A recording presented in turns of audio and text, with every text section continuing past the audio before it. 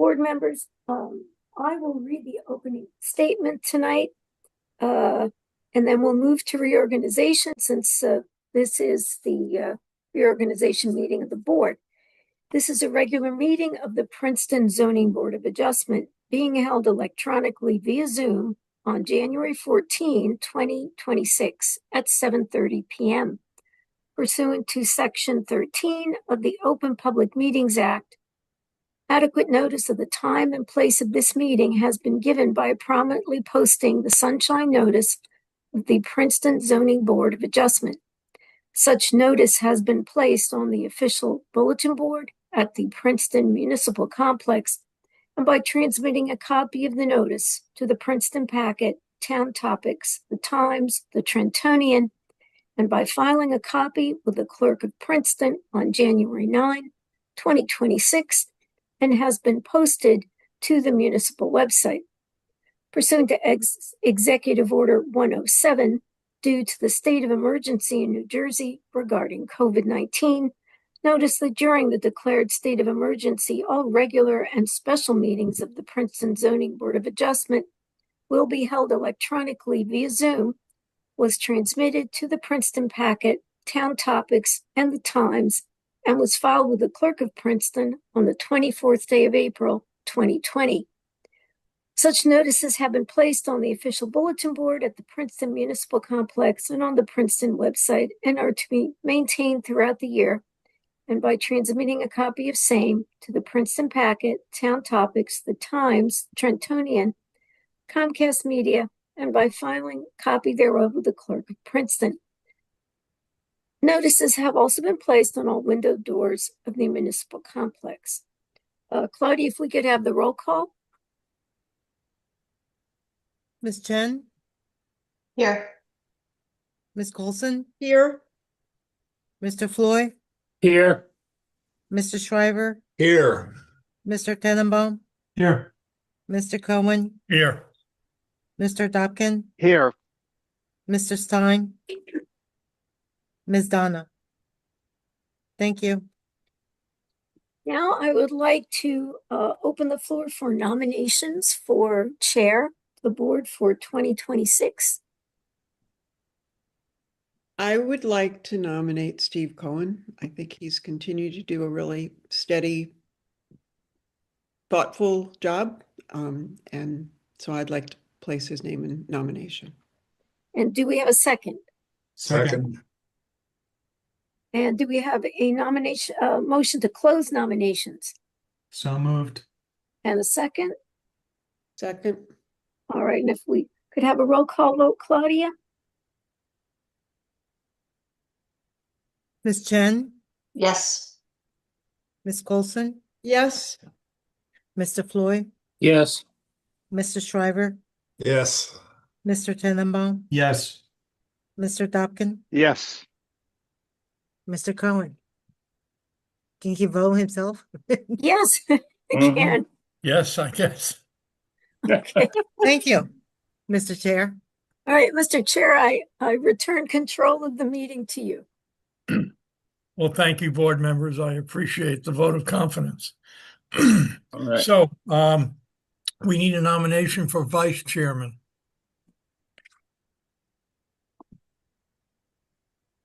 I'll nominate Stephen Shriver. Okay, Do we have a second? I'll second it. And then, Claudia, can we take a roll call vote? Ms. Chen? Yes. Ms. Coulson? Yes. Mr. Floyd? Yes. Mr. Tenenbaum? Yes. Mr. Dobkin? Yes. Mr. Shriver? Yes. Chairman Cohen? Yes. Thank you. I too thank you for the vote of confidence. You're welcome. We have to appoint an attorney, the appointment of an attorney. How do we do that, Karen? Do we nominate you? Yes, so what we would need is a motion, if you would like to appoint me, and a second. And I think then that we could also do one roll call vote to also cover the appointment of the secretary. So We have a motion and a second to appoint me, and then a motion and a second to appoint Claudia. Then we could combine those in one roll call vote. Okay. So Okay, we moved. So moved. have, Second. And then a nomination for Claudia as secretary. I move. I second. Alrighty. And then Claudia, if you could do roll call vote. Thank you, board members. Ms. Jen, Yes. Ms. Coulson, Yes. Mr. Floyd, Yes. Mr. Shriver, Yes. Mr. Tenenbaum, Yes. Mr. Dobkin, Yes. Chairman Cohen. Yes. Thank you. Okay. Okay. We begin 2026. We have two applications this evening. Our first application, which is case number Z25-703. Well, first, actually, Karen is noticing an order on this It application? is. It is in order and the board has jurisdiction tonight. Okay. All right. So again, case Z25-703, 8 Valley Road, block 7001, lot 36. This is for a time extension. Mr. Bridger, can you please give us your analysis? Mr. Bridger, let me just first swear you in for the evening. Do you swear or affirm your testimony this evening will be truthful? Yes, ma'am, I do. Thank you. Thank you. Good evening. The applicant is James Mugliver. He's the owner of 8 Valley Road.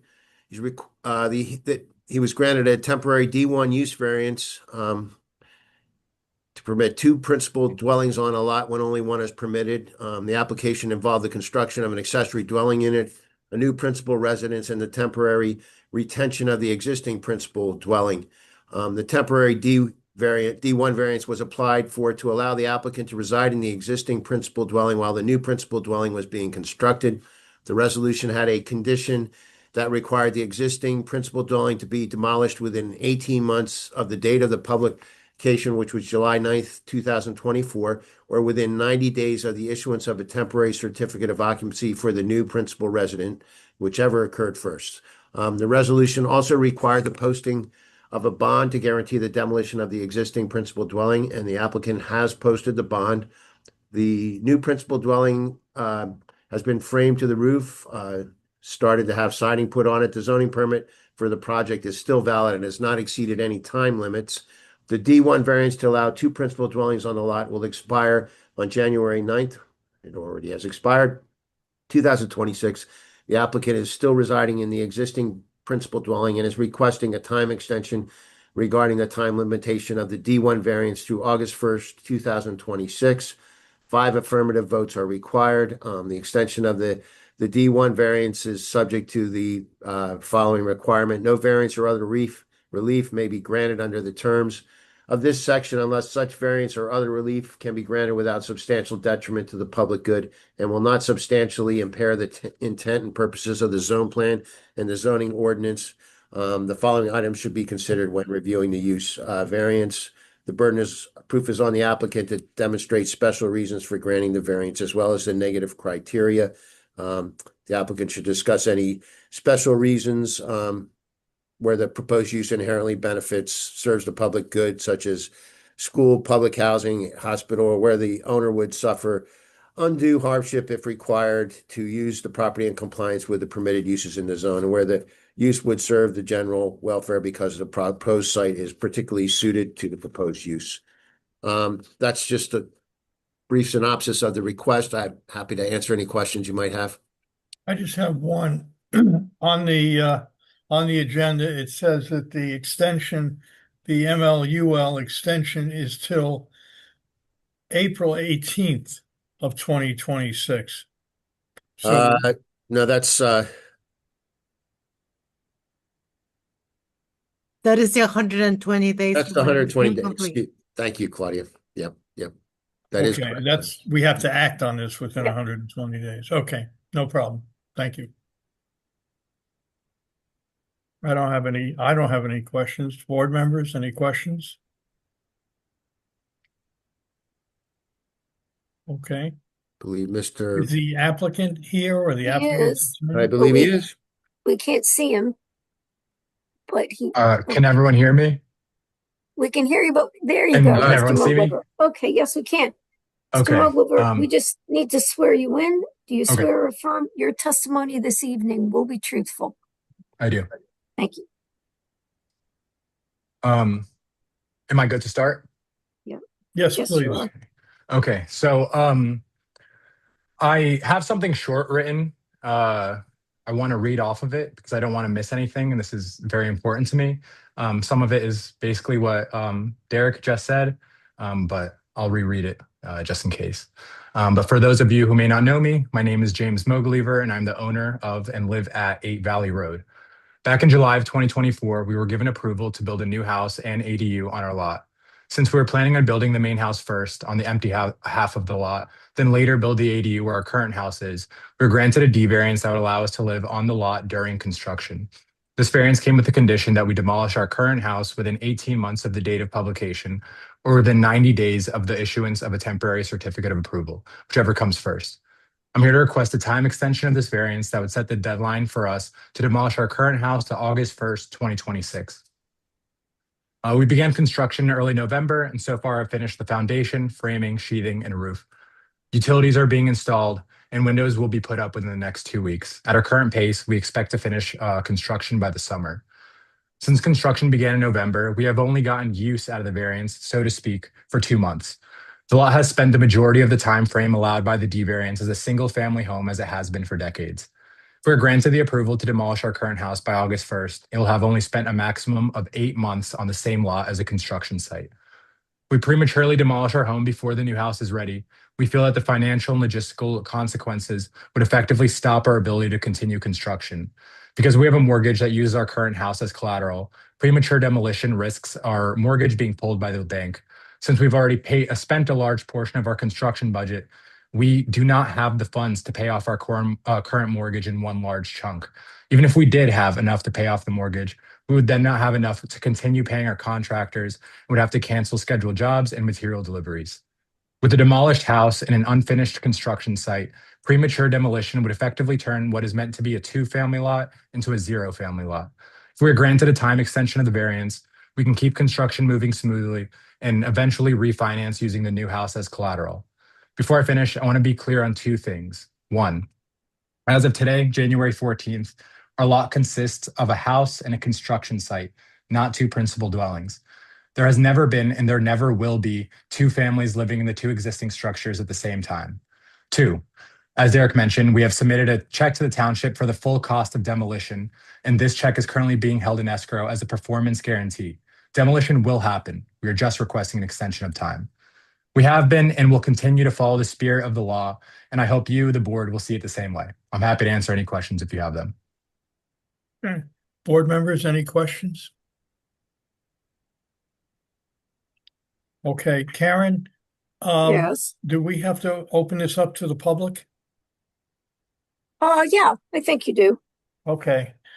Before we do that, do you want to say anything else before we open it for public comment?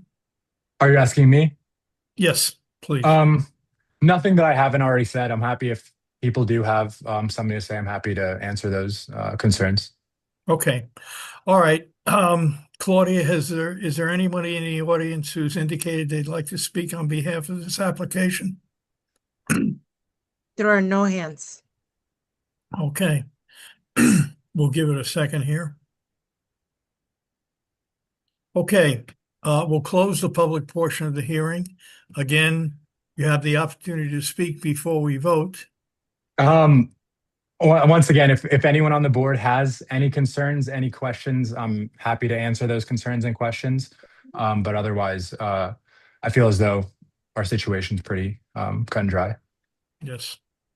Okay, now we'll go into executive session. Board members, any questions, comments, or motions?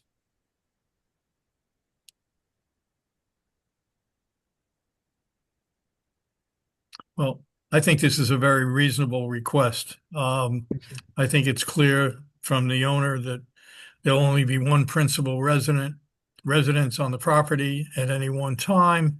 It's under construction and that's moving along, and I really see no reason not to grant this time extension. Thank you. My only question would be, is August 1st a realistic date? So my application was basically a letter, and originally I asked for October 30th or maybe November 1st to kind of tie it as 1 year from the start of construction. I felt as though that might be too much to ask from the board. So while I'd love to have more time, I didn't want to sound, I guess, greedy, for lack of a better term, but a longer extension would, of course, benefit us. I have one question. So the town is holding, I think, approximately 17,000 to accomplish demolition if it doesn't happen. Yeah. So the assumption would be then, we just confirm right now you want an extension to demolish your current home by August. Let's just see, what is the date you're looking for? August, is it 16th? August 1st, though. August I don't know 1st. if it's allowed. If I am allowed to have slightly more time, I would obviously ask for that. But if it's not allowed, I understand. Well, I guess the issue for the board is, the idea is that by August 1st, if it's not demolished, Then you demolish the house. then the town has to take the funds and demolish it. Yeah. And Okay. and you guys don't have a bond. If I'm understanding the finances of it correctly, you don't have a bond as a performance guarantee, but the full amount. So there's no chasing after me in case you need to pay for demolition. You have the funds for demolition. Are you comfortable with the 8 months to get this done, or 7 basically? Like I said, I originally asked for I think it was November 1st or October 30th. I didn't know if that sounded like too much to ask, so I brought it down. If I am allowed to ask for November 1st, that gives a full year. Basically, the idea is, if we can't build one house in a year, that's more on us than on anything else. That gives us time for potential delays, which can happen. Gives us time to refinance. The idea is to build a house, refinance using the new house as collateral for the mortgage, and then that would be able, as we would refinance, we would pay off the mortgage after demolition, the existing mortgage. So more time would give us more cushion. So if that is a possibility, I would of course ask for that. Karen, is that possible, since this extension was that they asked for extension until August 1st? It was advertised like that. Can we give additional time? Well, I'm more concerned with the fact that, and it's really more a situation, yes, the board has allowed this in other cases, but keep in mind, I believe this application came in,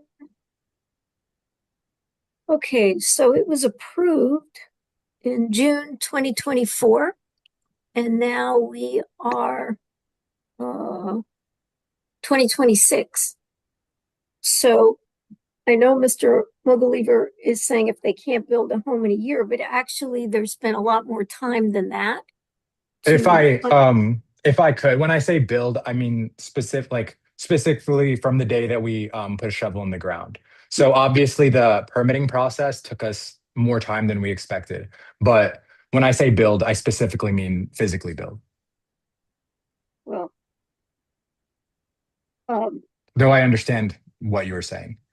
no, that, and I understand what the argument you're making. It's just that for the board, I think you would be wise to keep in mind that in other situations, these same issues can arise. So, are you worried that we would request another Yes. request another extension? Yes. I don't know if it's allowed. It could be in the writing. If this is approved, it could be in the writing that there are no more extensions, and I'm happy to agree to that if that is allowed. Michael, did you want to say something? Yeah, I basically have a question because you settled on proposed August 1st, Yeah. and I understand. Well, for me, one of my questions would be, I assume your contractor gave you a date before August 1st that he'll be finished on the first. So, sorry, go ahead. What was that date? We are acting as GCs because it is a personal home for personal use. We did not have someone to tell us a date. So when I came up with the date of August 1st, I basically negotiated by myself in my head, got to that date, and settled on it. First time homeowner, according to your First time homeowner, first time home builder. Yeah, and home builder and your own GC. that is Okay. correct. Yeah. Well, as your own GC, then you know August 1st is a good date then. I really have no problem giving a few more months, but it's now it's even more up to you to deliver because you're a GC. Yeah, no, I hear you. And I understand the concern of getting to that proposed date and worrying about me coming in again, another application, another request for extension. And I obviously don't want that either. The goal is not to have this. I mean, I'm living on the construction site. I don't want to live on a construction site for a very long time. So Yeah. the goal is not to speed through it by any means, but to be efficient with our timing, more efficient than we were with the permitting process. Well, I have no more questions. I did hear our attorneys a little apprehension though. what date would you be comfortable with? If the board is comfortable with it, I'd go back to my original request, which is call it October 30th, because that's the day that we got construction permits. If the board is comfortable with that, I'm comfortable with that. Okay, so And- basically an and- extra 3 months. Yeah, the idea is if it is allowed to add those 3 months now, then we don't have to have this conversation again in July or so. We can have that conversation now. If the board is okay with it, I'm also very okay with it. But Mr. And wouldn't- Moguliever, nothing prevents you from coming in and asking for another extension. So to say that then you won't do it again.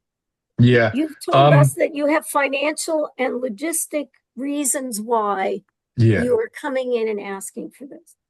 Okay, so no one can predict what's going to happen, but it seems to me that from the date that you got this approval to now, under ordinary circumstances, that would be sufficient time to build a new home. So you've Yeah. explained you're having other problems. So I guess my advice to the board would be, it was noticed, he asked for August 1st. If this applicant needs more time and they think they can demonstrate good cause to the board, then, they'd be able to come in again. Yeah. And explain why during this entire time frame they could not build a new home. Let me ask one more question. Is your architect doing construction supervision, or are you doing that without her having? No, she's very involved. I mean, we talk not on a daily, but at least on a weekly basis. She's very involved in what's going on. She knows what the next steps are. She's been to the site multiple times.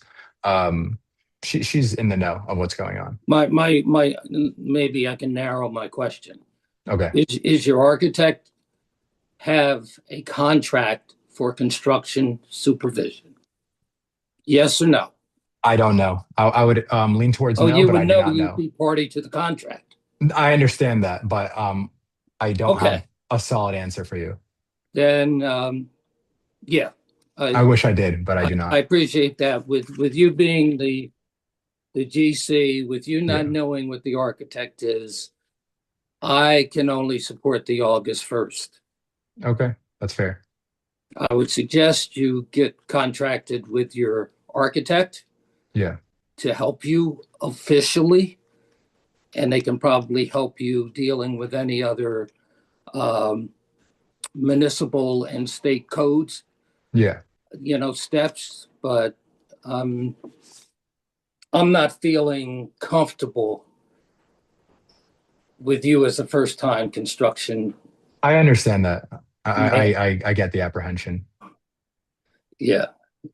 I move we approve this for August 1st. I second. Any discussion on the motion? Okay, all right. Claudia, can you call the roll, please? Ms. Chen, Yes. Ms. Coulson? Ms. Coulson, You're muted, Eve. Right. Yes. Mr. Floyd, Yes. Mr. Shriver, Yes. Mr. Tenenbaum, Yes. Mr. Dobkin, Yes. Chairman Cohen. Yes. Thank you. Okay. Well, thank you for coming before us. Good luck. Good Thank luck. you. Yeah, I appreciate everyone's time. I've heard your concerns. I will make sure we don't speak again in 6 or 7 or so months.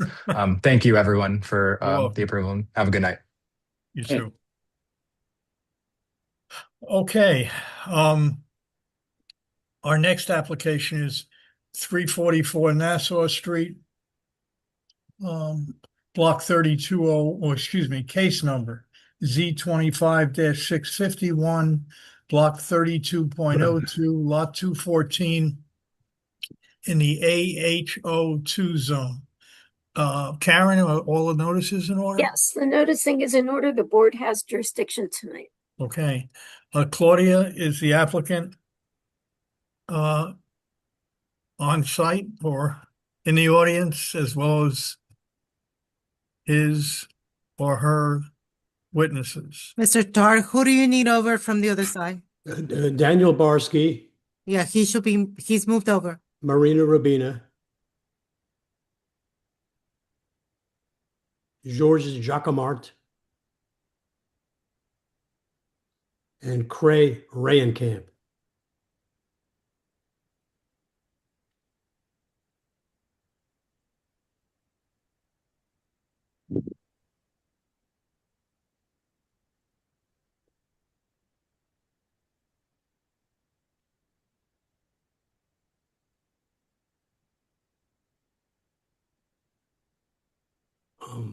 There we are. We've got them all. Okay, good. Mr. Bridger, can you give us the benefit of your memo, please? Yes, sir. A little change up here. I'm gonna hand off to Nathan Foote, the Assistant Director of Planning, because he's much better at that than I am. And what I'd like to do is once he's done with his overview, I'll address the variances. I also read the executive statement from the Princeton Environmental Commission into the record. And we also have David Shore tonight. He's the Vice Chair, I believe, of the Historic Preservation Commission, and he will read the Historic Preservation Commission's resolution or chairman's report from the hearing that they had reviewing this application. So, I see Mr. a hand. Bridger, is Mr. Onasike, is he going to present? Yeah, he can, obviously, after Mr. Shore. Yeah, he's here to answer questions, I think. Yep, Okay. usually there. As All am right, I. well, Mr. Foote will swear you in. Do you swear or affirm your testimony this evening will be truthful? I do. Thank you. All right, thank you. And thank you, Mr. Bridger. And good evening, members of the board, members of the public, and members of the applicant's team. As Derek mentioned, my name is Nathan Foote. I'm the Assistant Planning Director for the Municipality of Princeton. And what I'd like to do to start off with is to share my screen. And let me just get that taken care of.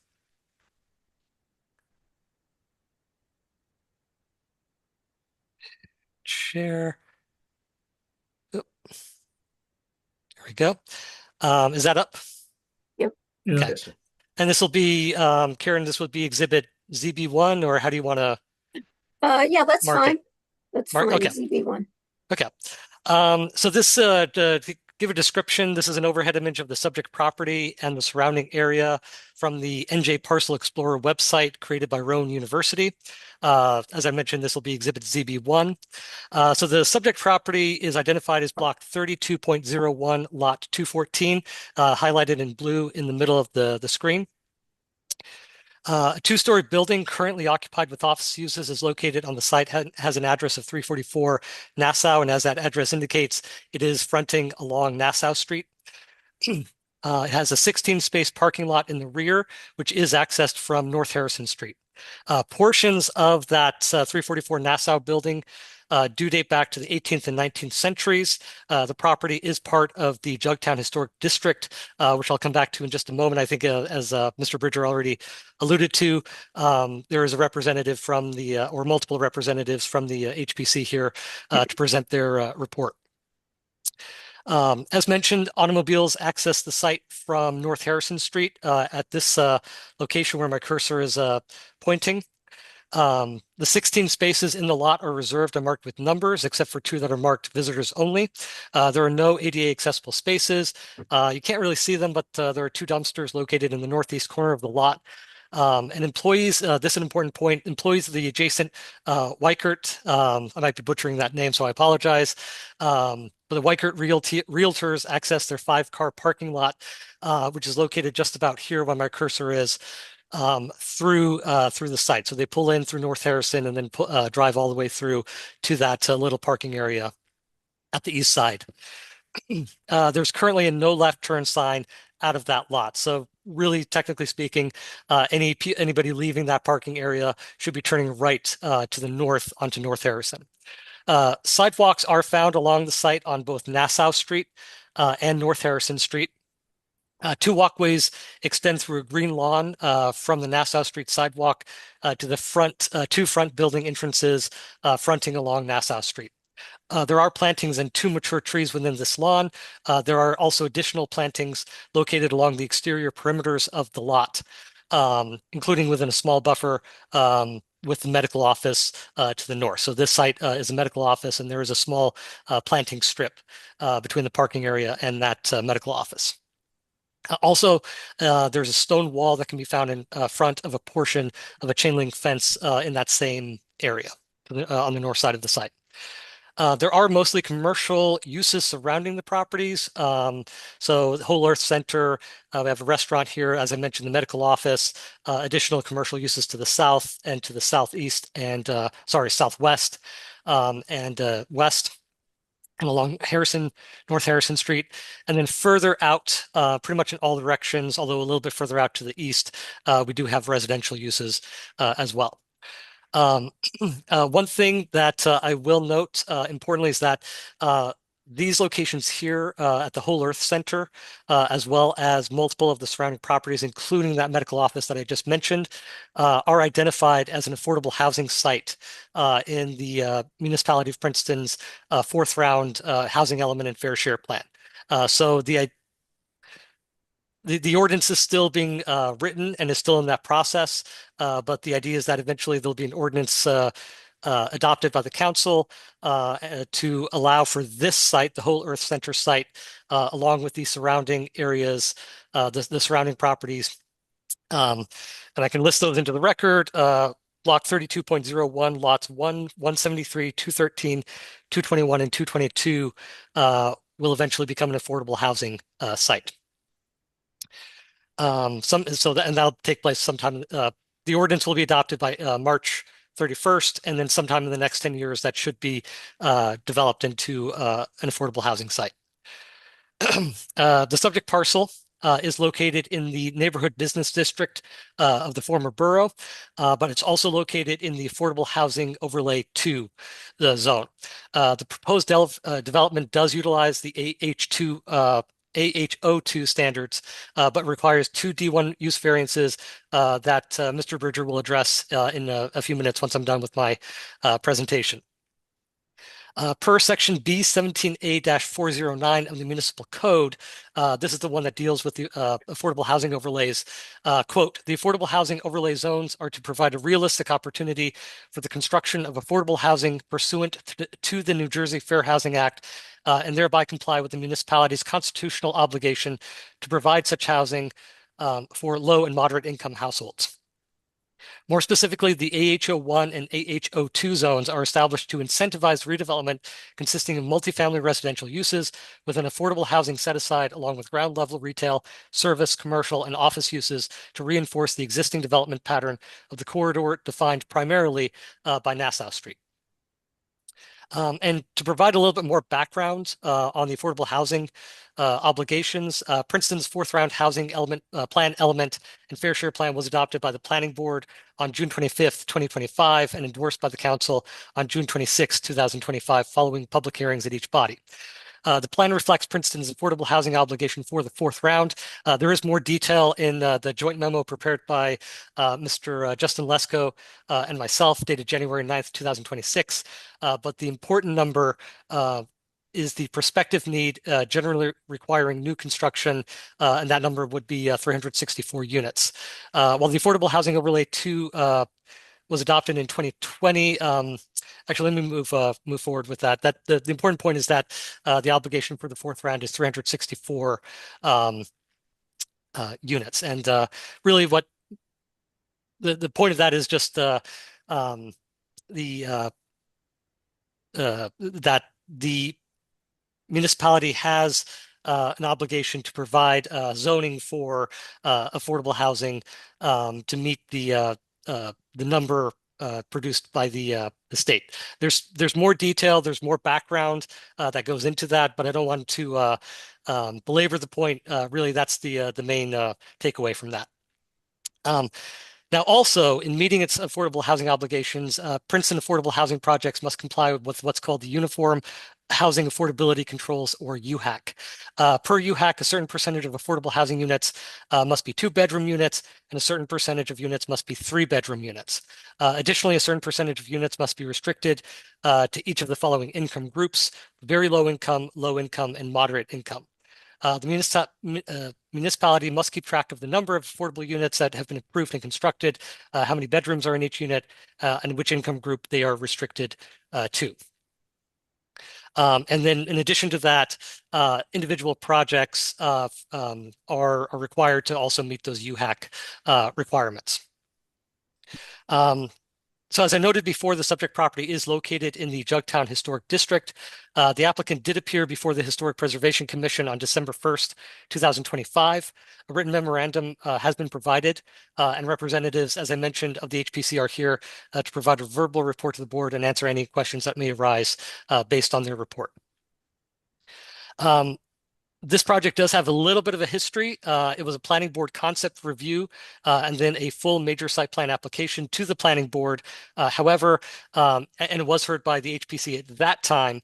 However, that application was withdrawn and redesigned, and the project redesigned with the application now being made to the zoning board due to the variances that are required. I'll let the applicant and the professionals detail the proposed project, and as I mentioned, Mr. Bridger will address the variances, including the use and or D variances that are required for this project.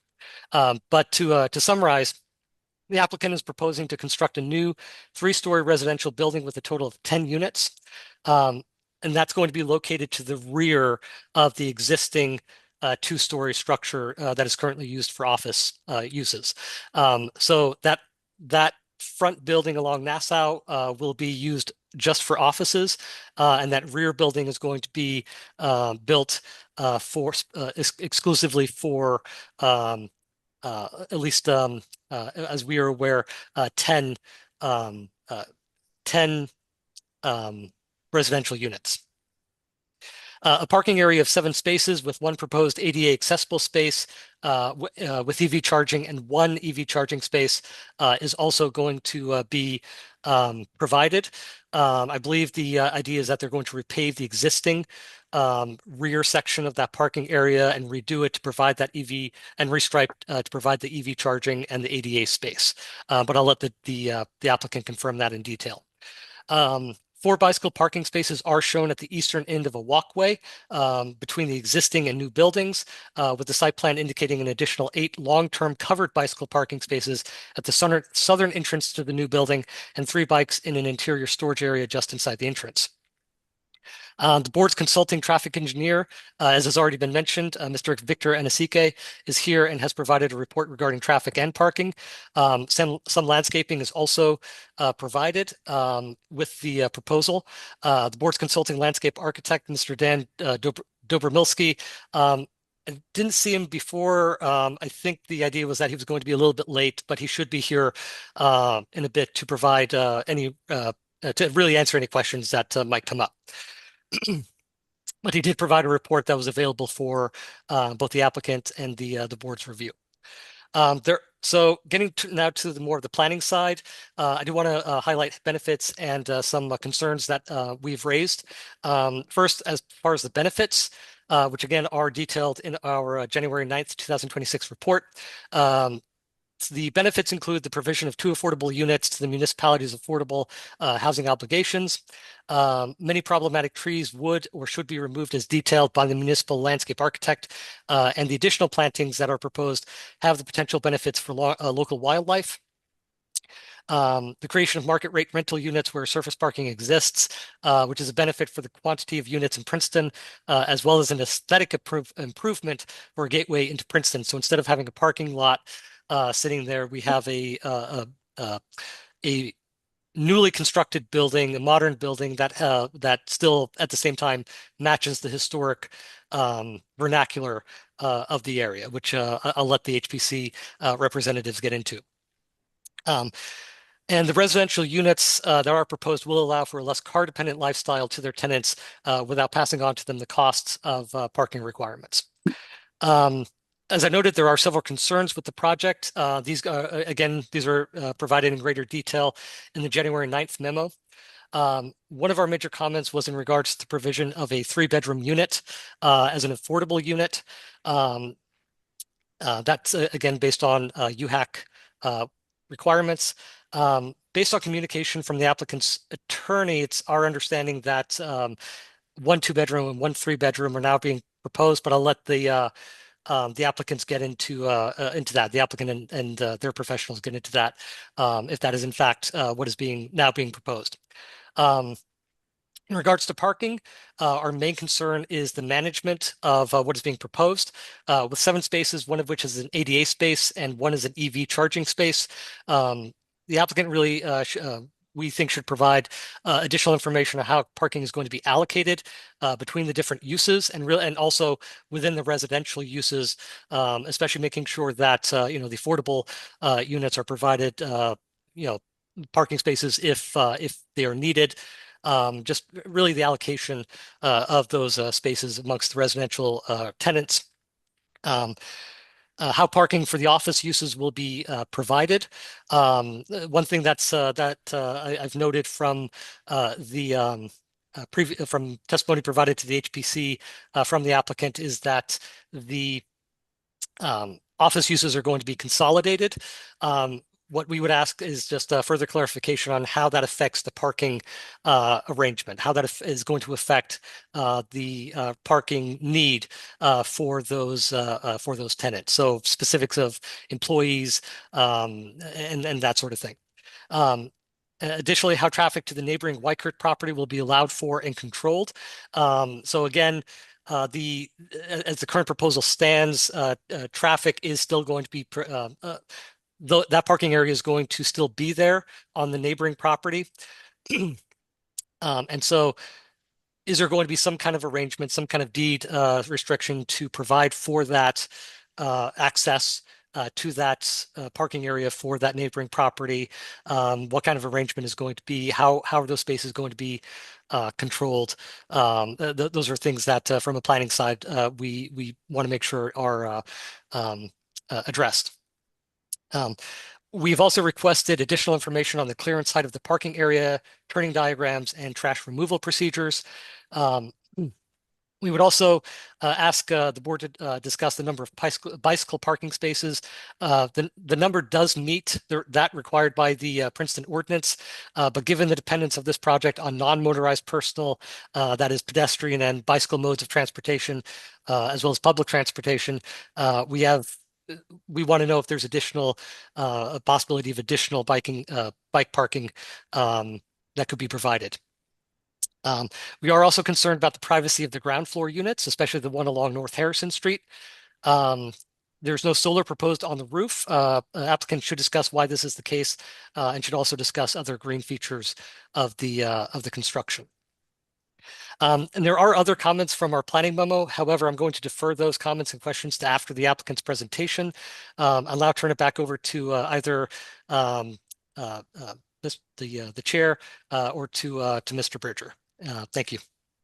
Mr. Foote, since you're going to continue to reference your January 9th, 2026 memo, why don't we make that an exhibit as well? We'll call it Exhibit ZB2. Okay. And that was provided to the board, so I don't know if that changes the no, need. That's okay. Okay. We'll still mark it ZB2. Okay. Yep. Okay, Mr. Bridger, do you want to continue with this opening? Yes, thank you, Chairman. As Nathan mentioned, the property requires, or the project requires, 2 use variants pursuant to NJSA 40:55-70 D1. The AH02 Affordable Housing Overlay Zone, Section B17A 418A, requires that uses in the floor above the ground floor be restricted to multifamily residences. The existing building will maintain the existing office use, and thus a use variance pursuant to NJSA 40:55-70 D1 is required to permit a use that's not permitted. And the AH02 Affordable Housing Overlay Zone, Sections B17A 418B, limits the uses on the ground floor to retail, sales, services, office uses, and restaurants. The proposed building, the new apartment building, contains 2 residential affordable housing units on the ground floor, and a use variance is required for this as well. The applicant should show special reasons and why the strict application of this zoning prohibition of the requested use or development would deprive the applicant of reasonable use of the land or buildings involved, and evidence that the requested relief may be granted without detriment to the public good or impairment of the intent of the zoning plan. They also should describe how the proposal relates to the master plan and the proposal's impact on the neighborhood, the community's needs, and set forth the legal arguments for the proposal as well as other pertinent information. The project also requires several bulk variances, side yard setback pursuant to Section B17A 420A2. A side yard is not required. However, if one is provided, it must be a minimum of 10 feet, and the proposed setback along Harrison Street is 5 feet. A rear yard setback, in accordance with Section B17A 420A, Section 3 requires a minimum rear yard setback of 15 feet. The proposed setback is 10 feet. And required parking spaces, the AH02, Section B17A 420 F1B requires 1.1 spaces for each unit after the first 5 residential units. The first 5 residential units are exempt from the parking requirements, and the parking requirement for the office use in the existing building is subject to the parking requirement in the underlying zone. So the total required parking is 19.1 spaces, 5.5 for the residential use, and 13.6 for the required office parking. 7 spaces are provided on site, 2 of which are EV charging stations, which results in 2 space credit for a total of 9 spaces provided on site. The percentage of compact parking spaces is limited per Section B17A 387 F1, permits compact parking in lots of 100 cars or less, but limits the percentage of the compact spaces to 15%.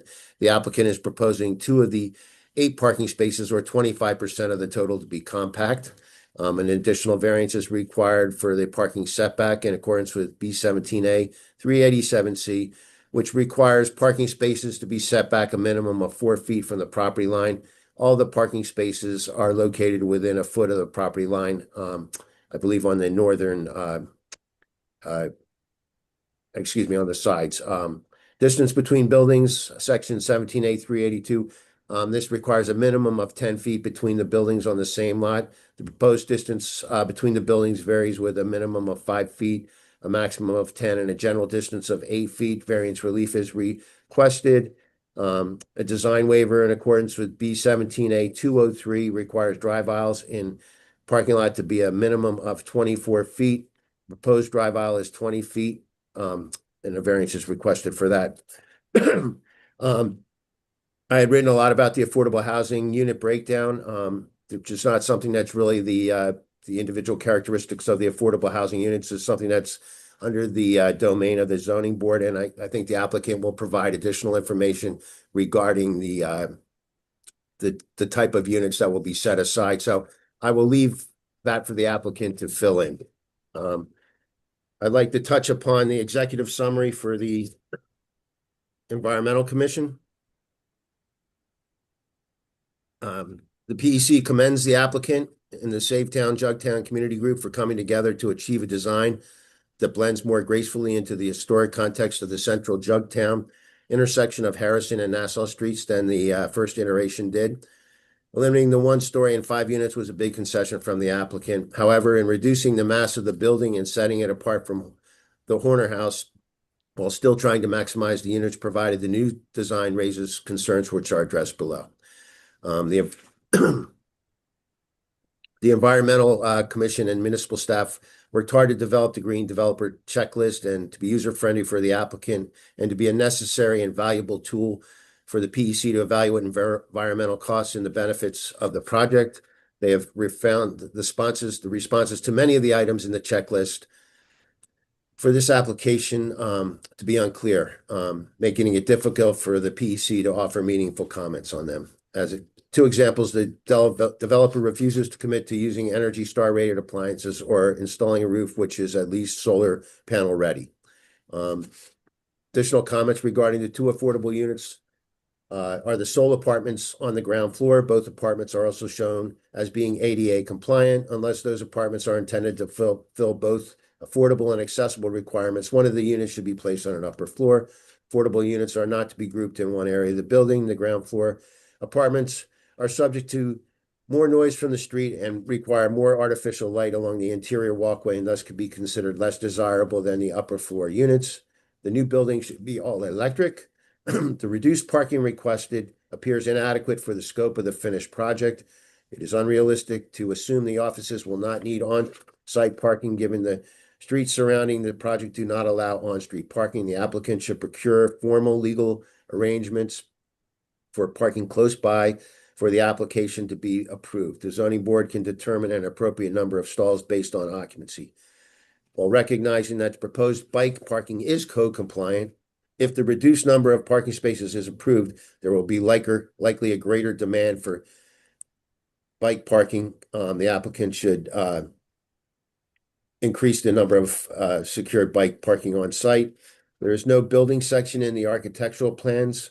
A well-insulated envelope insulation beyond the requirement for the roof, walls, and floor of the apartments over the garage with well-insulated windows and high-efficiency appliances is extremely important, not just for reducing greenhouse gases, but to decrease utility costs, crucial for the affordable units. The PEC suggests using passive housing standards. Insulation and outsolation should be used to prevent thermal bridging and to reduce light pollution. Only dark sky compliant and bug rated lighting on the exterior should be used. Consider using dimmable lights and motion detectors so the exterior lights are only providing the light needed. Other recommendations, building and energy, use Forest Steward Council FSC certified wood and locally sourced wood. EV charging stations must be installed with only 1 charging station serving 2 stalls, one of which is for the ADA stall. The infrastructure for future EV chargers should be put in place during construction. Use rapidly renewable materials. Install heat pump, HVAC, and hot water equipment. Work with the Historic Preservation Commission to identify areas on the roof on both buildings where solar panels could be installed and make those areas solar ready, or even have solar panels installed, even better. Ensure that the mechanical units on the roof cannot be seen from the street. Interior solar shade should be installed on the windows to help minimize heat gain. Casement windows should open to catch the prevailing winds. Adding awning windows would allow some windows to be open for natural ventilation even when it is raining. Plumbing fixtures should have a water sense label. The plans for stormwater management and landscaping, the plans show a walkway with brick pattern between the buildings, but it is called out as concrete walk. Permeable pavers should be used on the interior walkway if applicable, given the proximity to both building foundations. With with the parking garage partially exposed to the elements, porous pavement should be used in the garage at a minimum for the parking stalls. The placement of the trash enclosure seems problematic for two reasons. Unless the trash cans can be pushed through the lobby to the garage, the trash hauler will need to bring the bins down the walkway and around into the garage. Also, the trash enclosure is only 8 to 10 feet away from unit number 2's bedroom windows, excuse me. If the solar panels cannot be placed on the roof, a rooftop patio could provide green space for the tenants. Transportation, use best practices, providing bike charging stations to reduce the risk of fire in the building. Health, avoid using red list materials to improve air quality and reduce humidity, which can cause mold. Supply units with an energy recovery ventilator. Provide a pergola with vegetation over the northern section of the parking garage that is exposed to help mitigate the effects of lighting and fumes on the apartments above. Waste, the concrete and asphalt from the demolition of the parking lot and sidewalk should be recycled. Regarding the variances, the PEC said approving the use variance will allow the Horner House to remain as it is. They support those. Both the use variances, the minimum setback of parking stalls to the property line, which would provide less than 1 foot deep landscape strip, is concerning as it may not be ample space for plants and trees to thrive. Because Unit 1 will face Harrison Street, the 5-foot setback is not sufficient. It should be denied. Trucks idle at the traffic light outside the on Harrison Street, pollution and noise will be considerable. Privacy is also an issue, especially with the bedrooms placed at Harrison Street.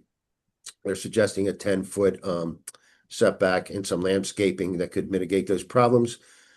The variance to provide less than 10 feet between buildings should be denied. The required 10 feet would provide some light and air to the apartments along the southern facade, along with some privacy in the first floor apartments. It would be hard to reduce the square footage of the apartments, but perhaps to alter the addition of the existing building, leaving the historic portion untouched.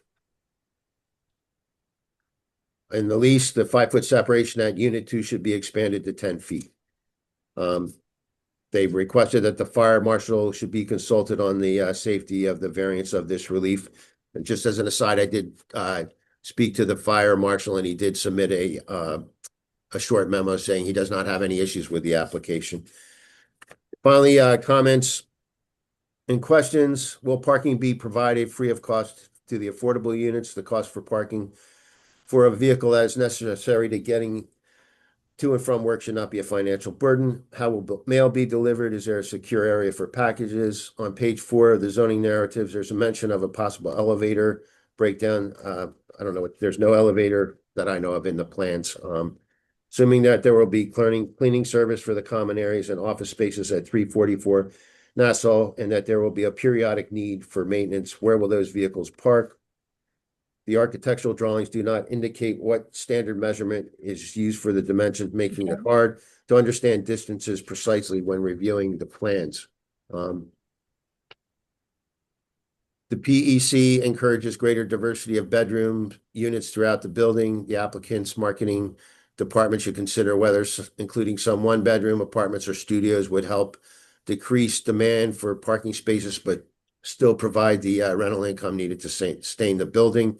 They have provided some alternative sketches for the accessible apartment building and the parking lot layout, but they don't have all the ADA spaces and that type of stuff. So I'm sure the applicant has seen that information. That's the PEC.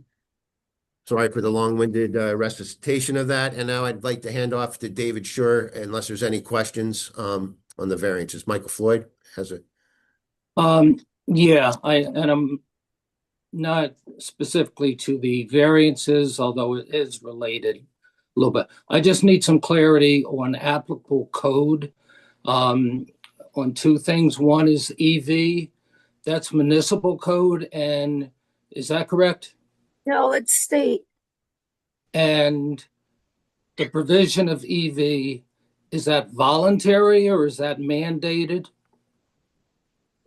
I believe it's mandated. It is mandated, and the state statute then allows the credit to be given. So even though there's in actuality 7 actual parking spaces, the statute allows a credit for 2 more because the EV charging stations are being provided. So Now, it's really an incentive for the developer, and that's why the state, I guess, did that. yes. Okay, and last related question on EV. Does it specify a number of EV? They're providing 2. Do they have to provide 2, or can they provide 1? If you know under the code. If not, maybe once we get to the excuse. I'm not sure, Michael. Sure, Chris's professionals might have. Yeah. And then a question on the ADA compliant requirement units. They're proposing 2. Is it required that 2 be in a building of 10 units, or if you know, that's a state code too? Yes. The state requires all living units in rental apartments to be adaptable. I don't believe they require specific modified units or totally handicapped units, but they all need to be adaptable, which means it limits you on the modifications you can make. So effectively, it's a specialized unit. Okay. And maybe we can get clarification there. Their application says they're going to be ADA compliant. And I know like you said, there's a difference between compliant and adaptable. Adaptable is putting the support behind the walls if you are going to put handrails in, whatever. So if they're going to be compliant, then there's, lower, they can explain it, but I wanted to know what's required. And if what Steve said is correct, it's, adaptable. Yeah. But that is because it affects the affordable, and we'll get there on that. Yep. Okay, thank you. That's it. Mr. Bridger, since you've spent some time presenting the PEC Commission memo and your own memo, we'll make those exhibits ZB3 and ZB4. Okay. And now I guess we need to swear in Mr. Shore. Mr. Shore, do you swear or affirm your testimony this evening will be truthful? Yes, I do. Thank you. Thank you. I think that our report has been furnished ahead of time, and I don't think everyone wants to hear me read it all in, but I do want to make a comment that I think is the salient point, and that is, let me just go to it.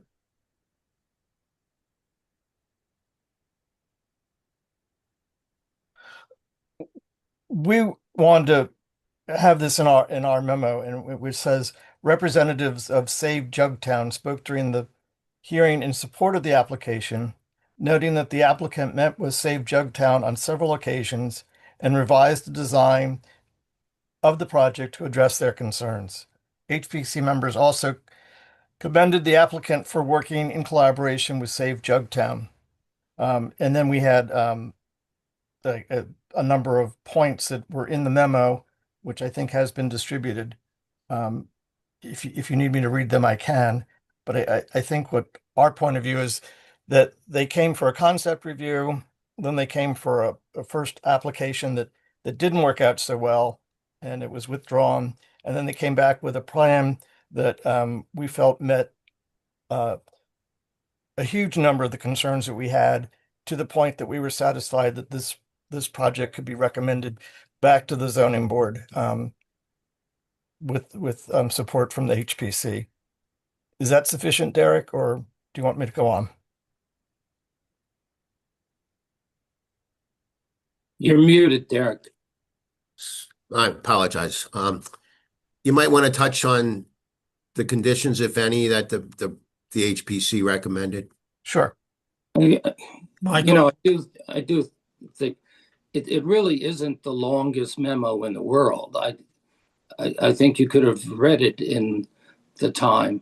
So in case there's any board members that haven't read it, I think I'd like it to be read. It's not I long. agree. It's not long. Okay, I'll do my best.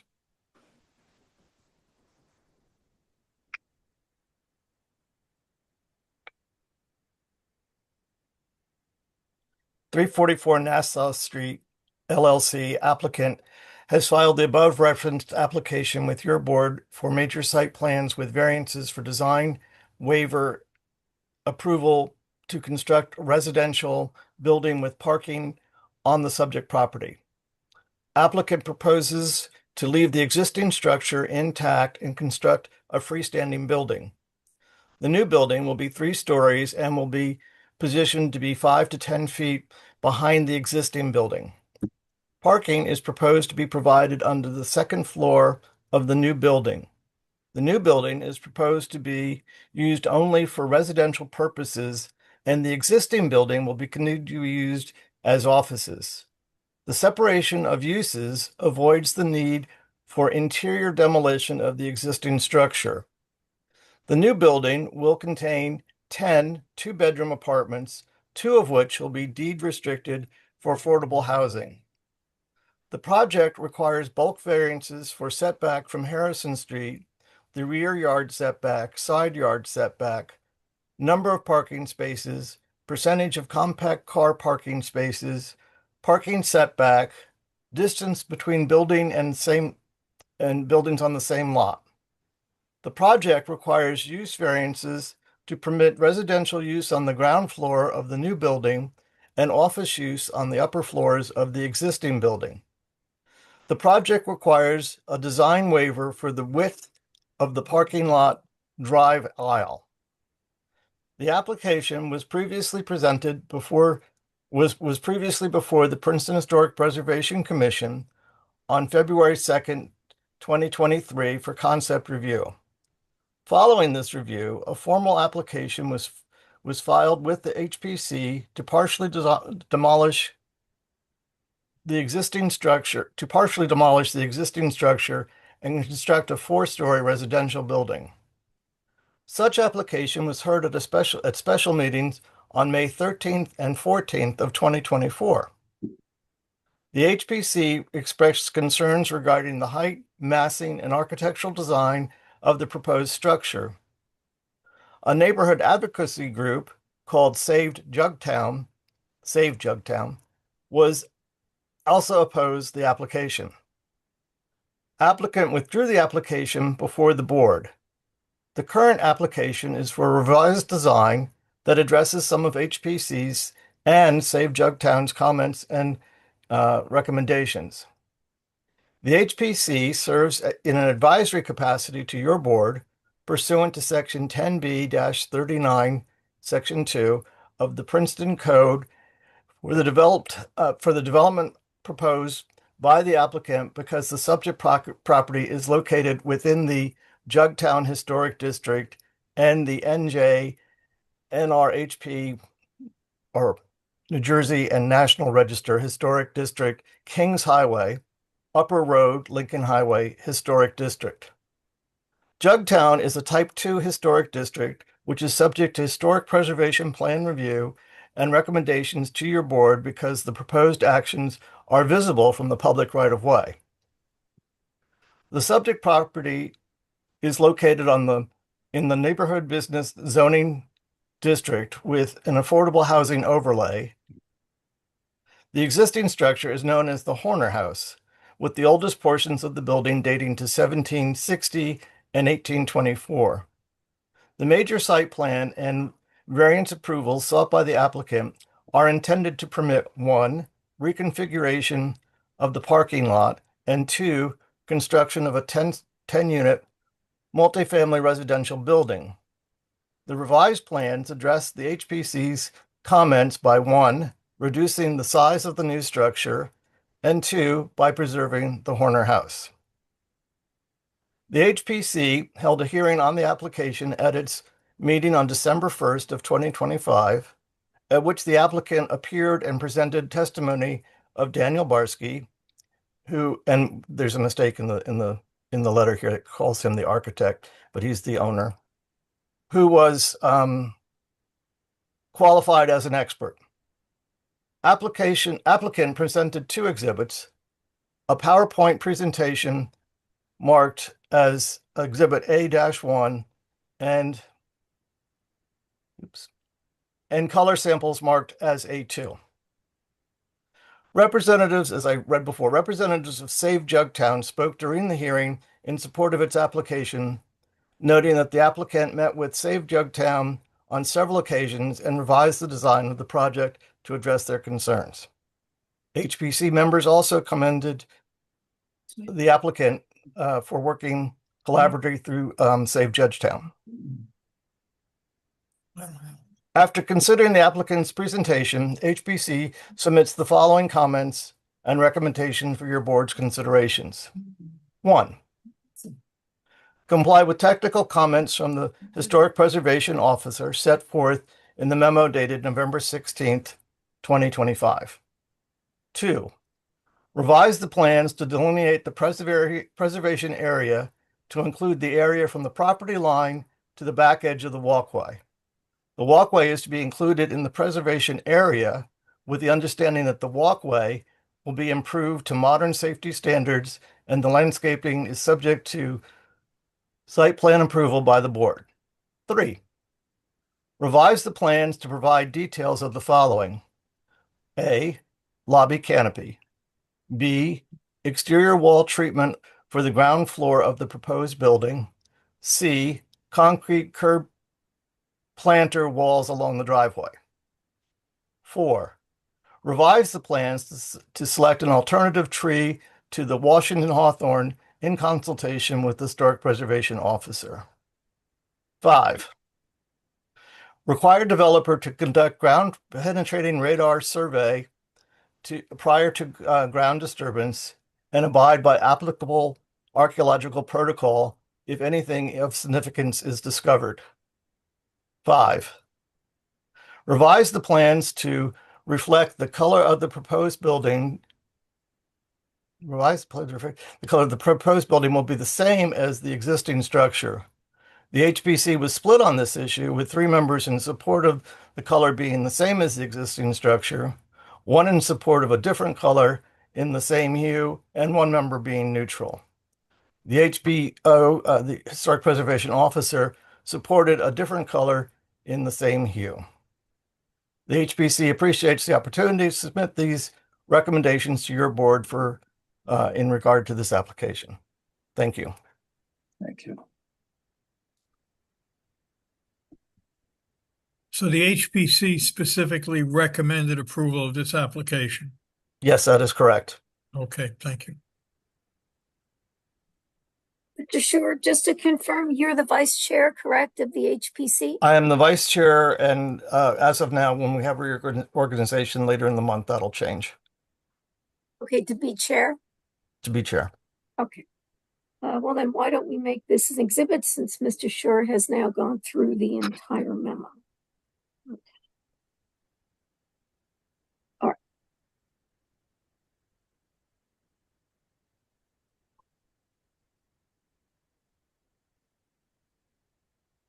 Okay, Mr. Bridger, are we done with the opening remarks? I believe so. I think people have questions, we have Dan Dobromilski and Victor Anosika, Dan Dobromilski, landscape architect, and Victor, our traffic engineer consultant, for questions regarding testimony. But I think we should start the applicant's presentation.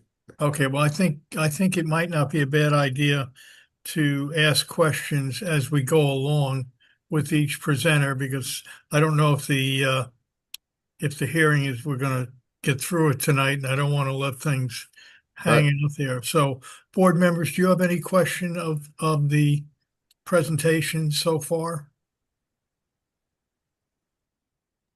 A quick question for the Historical Preservation Commissioner. Sure. When you're looking at historical preservation, are you just looking at the front of a building? We look at the exposure from the public right of way, which in this case is on 2 streets.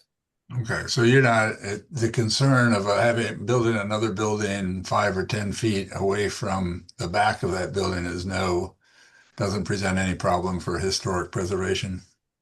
Well, it does to a degree that the building should be easily distinguishable as what is new and what is old. And when we were discussing this with the applicant and understood that the limitation of their space really brought it to very close to the building, and I guess we accepted that as something that just part of the package here.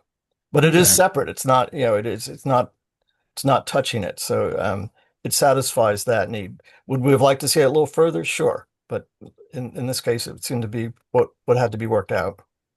It'll be pretty hard to take a view of the back of the building, though. The back of the building, but the side of the building. Yeah. Okay. Thank you. Sure. Any other questions, board members? Mr. Chair, since Yes. you've indicated you'd like board members to ask questions as they go along, do you want to hear from Mr. Dobromilski and Mr. Anasike now? Because they did both present memorandums. Which Okay, you yes, have. I think it would be a good idea. Okay, let's see. I see Mr. Dobromilski. We just need, there he is. And Dan, you just need to unmute yourself. Good evening. Great. Dan, do you swear or affirm your testimony this evening will be truthful? I do. Thank you. Thank you. Dan Dobromilski, landscape architect for the municipality. I had a report of November 21st, 2025. There are 8 main comments in that. I'll kind of go through that really quickly. The first comment is related to existing trees.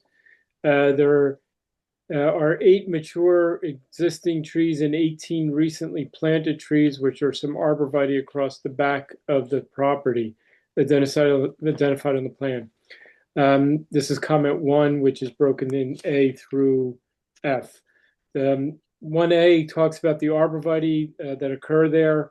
They were 6 to 7 feet tall. 4 of those trees are dead. All of them will have to be removed to construct the parking lot as proposed. There are 8 mature trees. Amongst the 8 mature trees are 3 ash trees and 1 elm tree along the northern property line. The ash closest to Harrison is severely declining, and the plans specify removal. And the other 2 probably have emerald ash borer infestation and should be removed. The plans propose to preserve 2 of these trees, possibly either due to the location on the adjacent property or actually on the property line, which would suggest shared ownership of the trees. However, they should be removed because they're probably failing and dying soon. The elm tree is located at the northern property bound. It does have some poor branching, but that in itself does not suggest that it should be removed. However, the reconstruction of the curb in this area will likely result in damage to the root system and the demise of the tree. The remaining planting strip will be very narrow. It would be more practical to remove this tree and implement a new landscape plan, that better fits this space. And that's what they have proposed, is to remove that tree. There is a Colorado spruce internal to the site that'll have to be removed for the existing building or the new building. There is a tree located on Harrison Street, a red maple, a pretty large tree. It's in close proximity to the new building entrance. And also a new walk will be located in this area, which will reduce the root zone of the tree. I commented that it'd be nice to have a tree in that location. However, there are overhead wires, and the building is now encroaching on the canopy of that tree.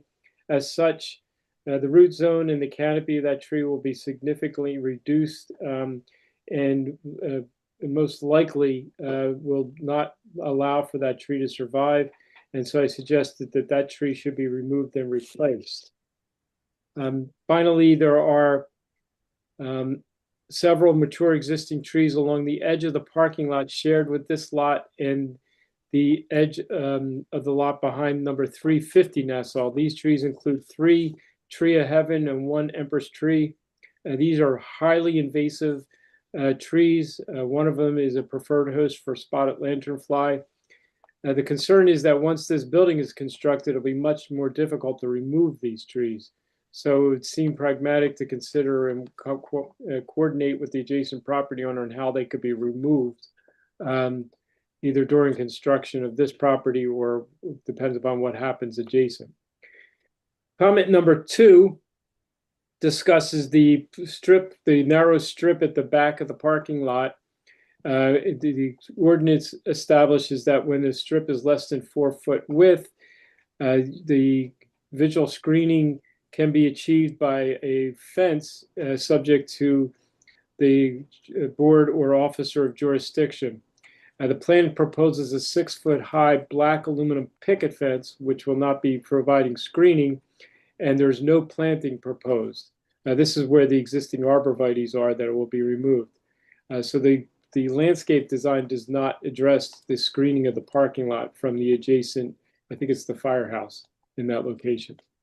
Along Harrison Street, the parking lot will be reconstructed and the fence will actually wrap around that corner.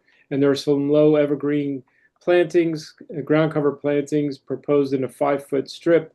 This is a practical approach for that location since site distances will have to be maintained.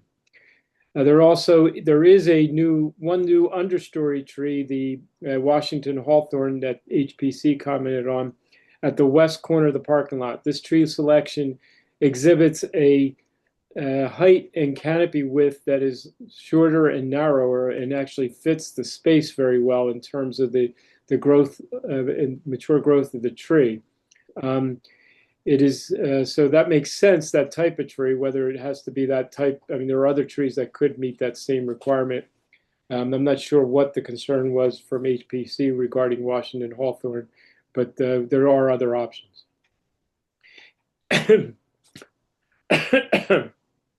Excuse me. It is not clear if there's sufficient space to plant trees along the northern edge of the parking lot adjacent to the firehouse to provide shade for the parking lot as suggested by Township Code. However, trees to replace the ash and elm trees previously noted to be removed may be able to be planted on the adjacent property if they can coordinate with them. I mentioned that if the red maple along Harrison is removed, it would make sense to add something back in there that would fit the space, similar to with the wires in the building. Comment 6 discusses the presence of English ivy, which is also an exotic invasive plant in the buffer strip of the property, and it would be desirable to remove that to get rid of an invasive species, but also the ivy will tend to invade the canopy of trees if it is left. Comment 7 talks about looking to add some type of decorative pavement or treatment along the Harrison Street entrance to kind of match the idea of the Nassau Street entrance. And then comment 8 discusses just some additional specifications for the planting schedule on the landscape plan. And that's all I have. If there's any questions. I have one. So the existing, I guess, dense planting screen that separates this from the adjacent building next to it on Harrison Street will be eliminated, and then just a a metal picket fence will be installed. So there'll be no screening for the parking or the underside of the building from that side. Correct, from the northern Northern it's the property line. firehouse, and then wrapping around the corner of towards Harrison. There's no screening. That'll be those it'll be a black metal picket fence with low landscape on the Harrison Street frontage and nothing along the back where there's a really narrow strip. Most likely, if that strip remains only 1 foot, they would need to coordinate with the adjacent firehouse for any landscape because it's going to end up on the property line at best. Yeah. Okay, thank you. Board members, any questions of Mr. Dobromirski? Okay, Thank you. And we'll make your memo ZB6, Exhibit ZB6. I do have one question. yes. It's hard to imagine where any replacement trees would go, given how tight this project seems to be on the lot. So is the requirement to replace trees that are taken just being, ignored?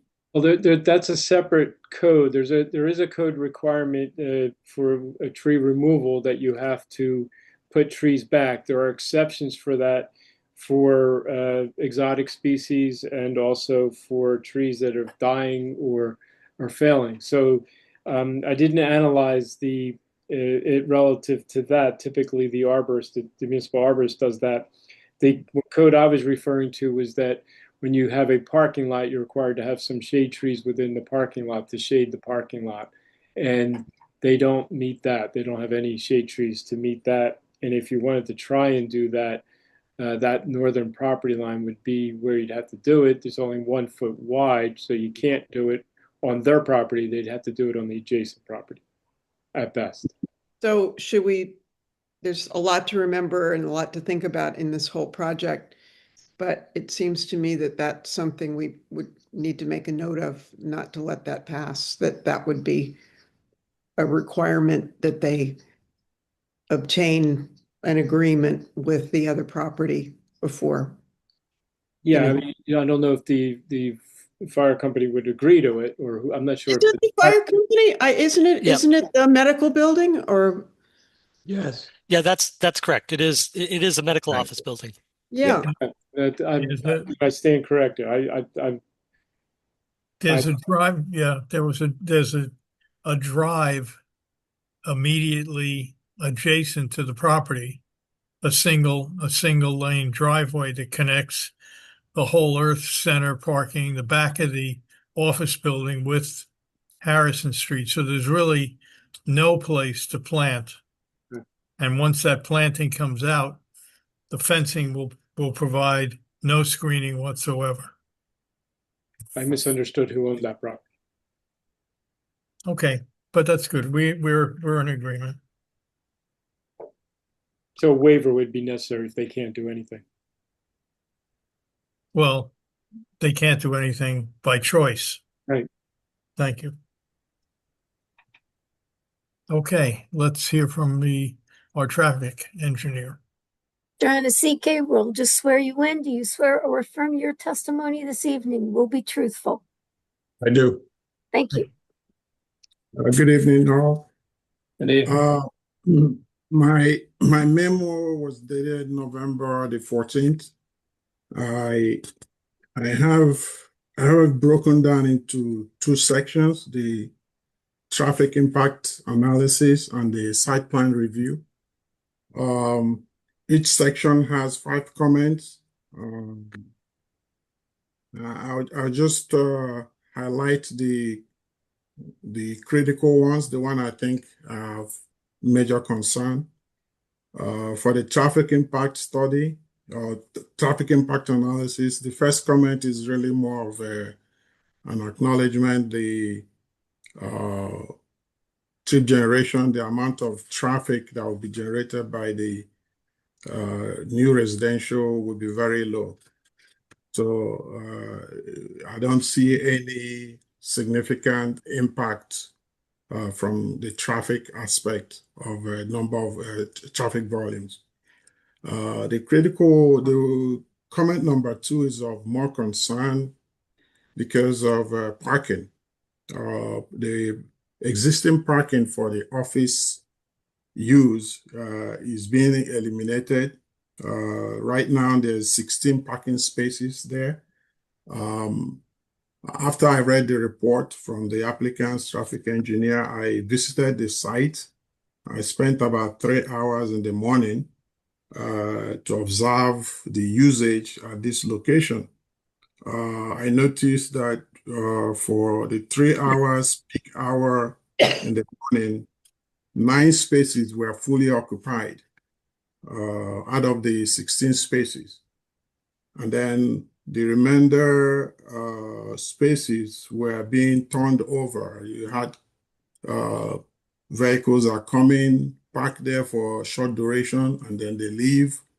So there was a lot of usage of the parking spaces. So the comment in the applicant's report that the office uses will resort to walking and biking was not supported by my observation. And also, there's also a comment in their report that the applicant will aim to lease parking spaces for existing office building. That measure is recommended. If they can lease alternate parking spaces for the office building, I think that would be an appropriate mitigation. But just assuming that everybody is going to walk and bike for the existing office, I don't think is acceptable. The second comment, which will be my comment number 3, which I think needs to be addressed, is the access to the YCAT building. They have 5 spaces to the north of the existing office building.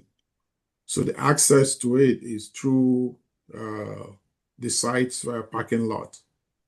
Now, just looking at the site plan, it just appears that the northern facade of the new building will kind of constrain access into 2 of the parking spaces of that YCAT building. So I've asked that they provide a turning template to demonstrate how vehicles will go into that parking space and come out without any constraint. Hopefully, they'll provide that in testimony today. The other, I think that's the 2 main comments for traffic impact. For the site plan, I did make comments regarding the comment number 6 talks about the pedestrian access to the building. Once the building is in place, there will be no access to the office through the back.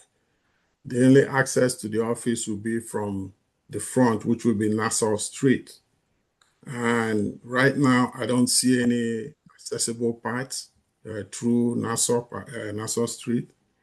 So I'm asking for clarity on that, how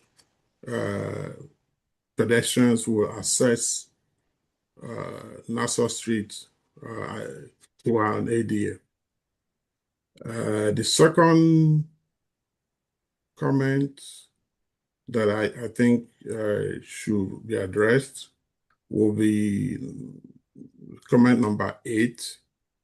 Again, it talks about the location of the garbage collection, garbage trash area it's in between the new building and the existing office building. And the only path through there is the narrow 4 feet sidewalk that separates the two buildings. So it's unclear how garbage collection will be conducted from this location. So I'm also asking for testimony as to how they propose to collect garbage from this location. And then the last one, it's also about delivery. The delivery to the office buildings. Again, access to the office is no longer through Harrison. There's no entrance to the office from the back except from Nassau Street. So if deliveries are going to be made to the office buildings, it seems to me that the trucks will have to park on Nassau Street to be able to go in through the front to deliver.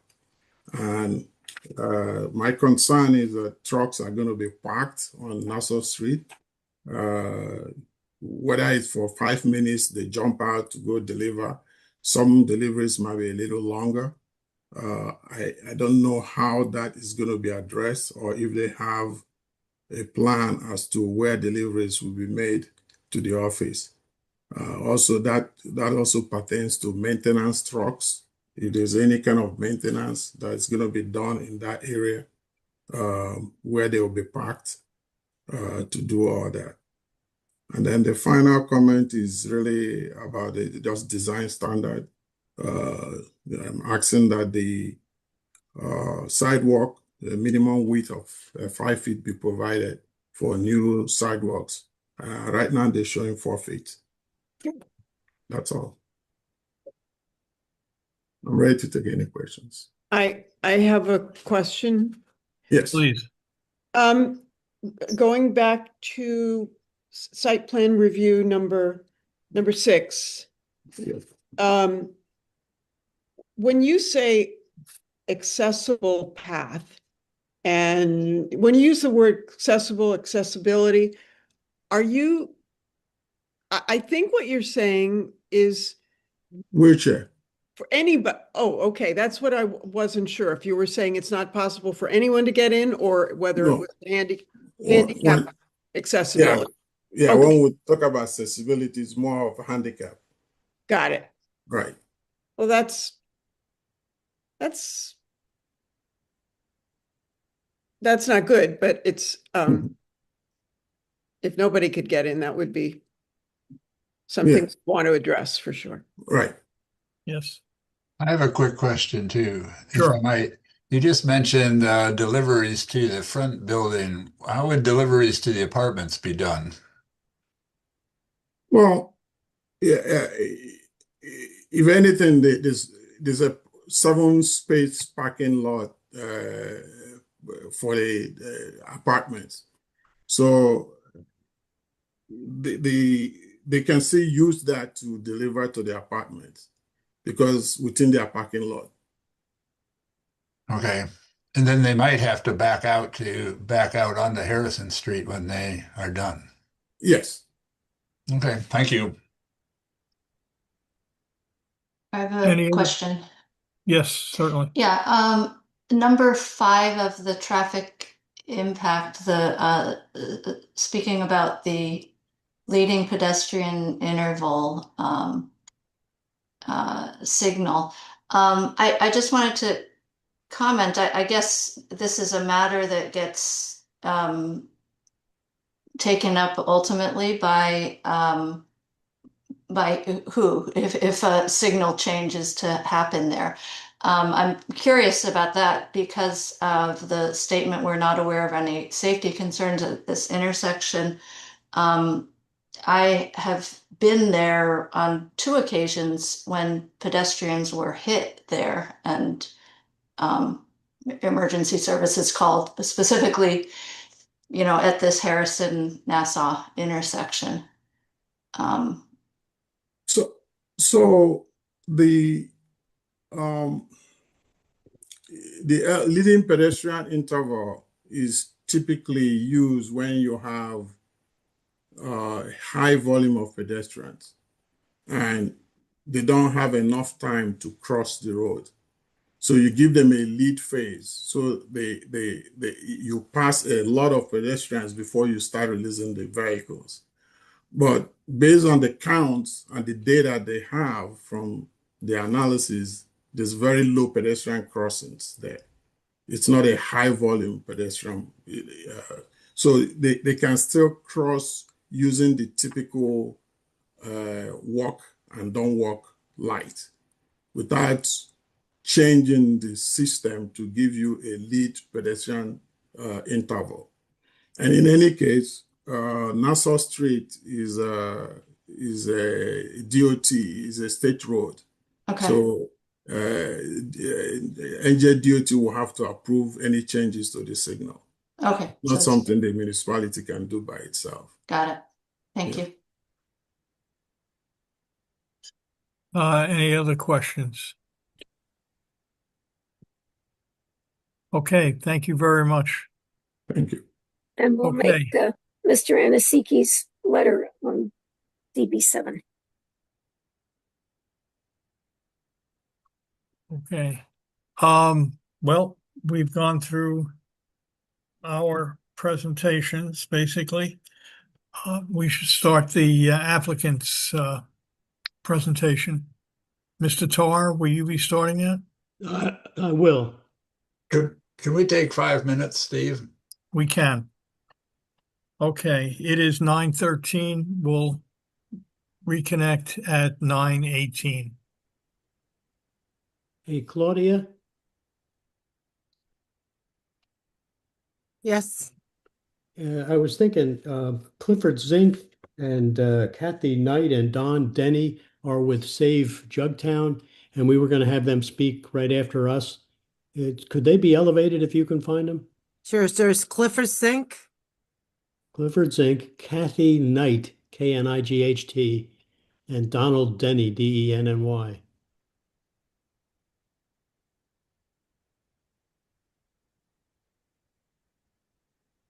Hey, Clifford. I don't see Kathy. Okay, I'll ask Clifford if he takes himself off mute. Hey, Clifford. Hi, Chris. How are you? Fine, thanks. There's Don. So it's just Don and Clifford that I asked that you be elevated. Actually, Kathy is in the process of logging on separately. Oh, okay. So I'll ask Claudia to let her elevate her too. We're looks to me like we're not gonna finish tonight or even get to too much of you guys. Daniel has his slide presentation and George Jacquemart and Ray and Camp are gonna talk. So we'll just see how far we get. They usually like to knock off at 10:30.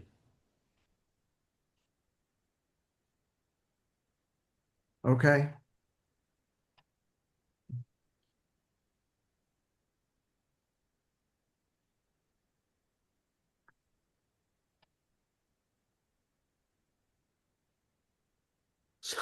Everybody left as soon as you got here. Well, Kathy Hi, Knight's Don. still not on. So maybe there's an iPhone. I don't know who that is though. It'll probably be Kathy. She was going to use her iPad, I think, to get on. I know she's trying.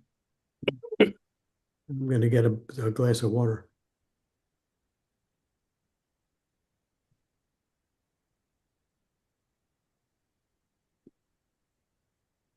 Well, if you can let her know to raise her hand when she gets on.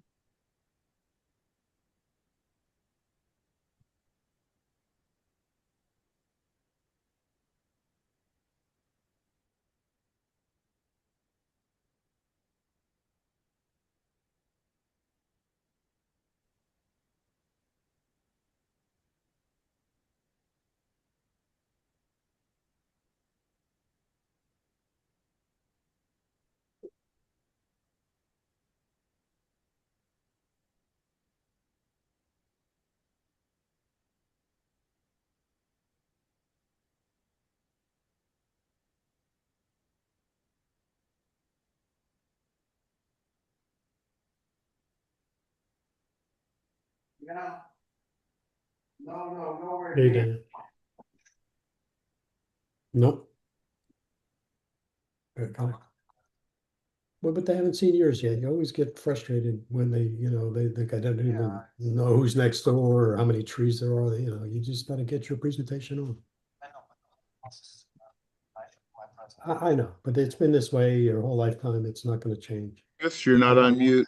Yeah, just little things like Cohen says. Well, Yes, you're not on mute. yeah.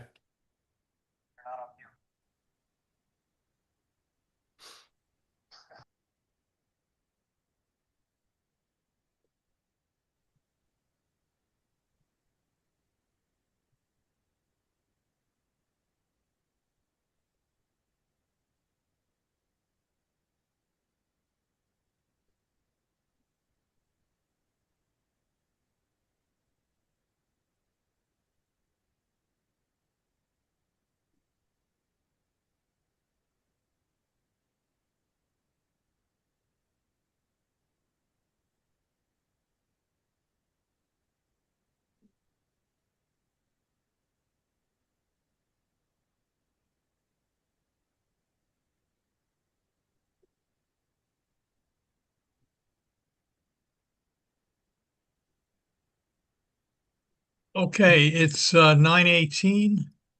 As soon as we get our board members back, we will reconvene. Okay, we're waiting for Harlan.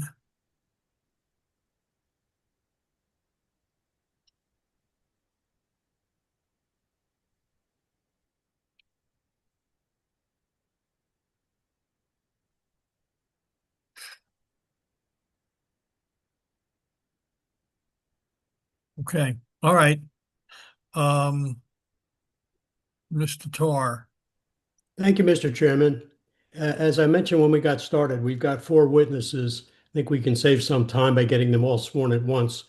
I'll ask Daniel Barsky, Marina Rubina, Georges Jacquemart, and Craig Rayenkamp to be sworn. And then in that order, they could spell their last for the chair.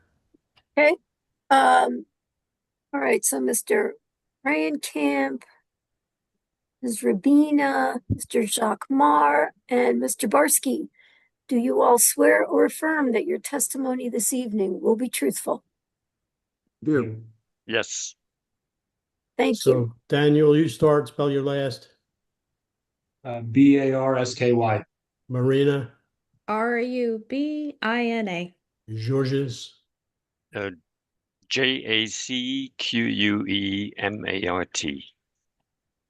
and Craig. And Camp, Rahenkamp. Thanks, everybody. We're going to begin with a slide presentation from Daniel Barsky. And so I'm going to ask that that presentation be marked A1. I'm not sure exactly how many slides we'll end up with, but as we finish up, we'll identify it and make sure that Claudia has a list of each slide. Okay. Daniel, can you share? I can. There we go. Got it.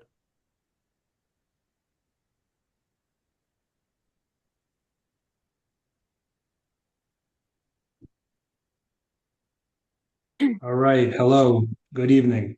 My name is Daniel Barsky, and I will be presenting on behalf of the applicant for the project on 344 Nassau Street. So on slide 1 here is a historical picture of the building on 344 Nassau Street, which was originally built in 1760 and is also known as the Joseph Horner House. It's located in the neighborhood, which is historically called the Jugtown District. And much of this application is based on the preservation of this building and preserving its historic context within Princeton. The site is located on the corner of Nassau and Harrison Street and is oriented within the heart of Princeton. It's only several blocks from downtown, from Princeton Shopping Center, and multiple parks. It's also right next door to the Whole Earth Supermarket, Bank of America, and has easy and accessible availability to public transportation. This is a picture of the front facade of the existing building looking from Nassau Street. On slide 4 is a picture of the side elevation looking from Harrison Street. And on slide 5 is a picture of the rear of the existing building where the parking lot is located. It's worth noting that the rear of this building was actually an addition built in 1985 onto the existing historical home. And on slide 6 is a picture of the rear property line, which backs up to the foot and ankle doctor, where you can see the parks where the cars park along the rear boundary line. The proposed parking is virtually in the same place as it is right now, but I'll come back to that later in the presentation. And one of the comments I heard is about screening and buffering trees. This is the buffering, just so we can look at an image of what's actually there right now. On slide 7 is the existing survey plan. The site is currently occupied by 2 floors of office space located on a 1/4 acre lot with an open parking lot in the rear. The office space's existing use is primarily comprised of a bunch of office tenants who lease small individual office spaces. Oftentimes, they're leasing spaces per room, actually. And the property is located in the AHO2 zone, which is illustrated here on slide 8. And the AHO2 zone partially overlaps with the edge of the historic Jugtown district. You can see the blue star on the slide indicates the property's location. The affordable overlay zone was implemented to provide much needed affordable housing in Princeton, which this project does incorporate. On these following slides, 10 through 17, I'll just show some pictures of surrounding buildings in the area for context of the neighborhood. On slide 10 is a picture of 341 Nassau Street, which is on a catty corner from 344.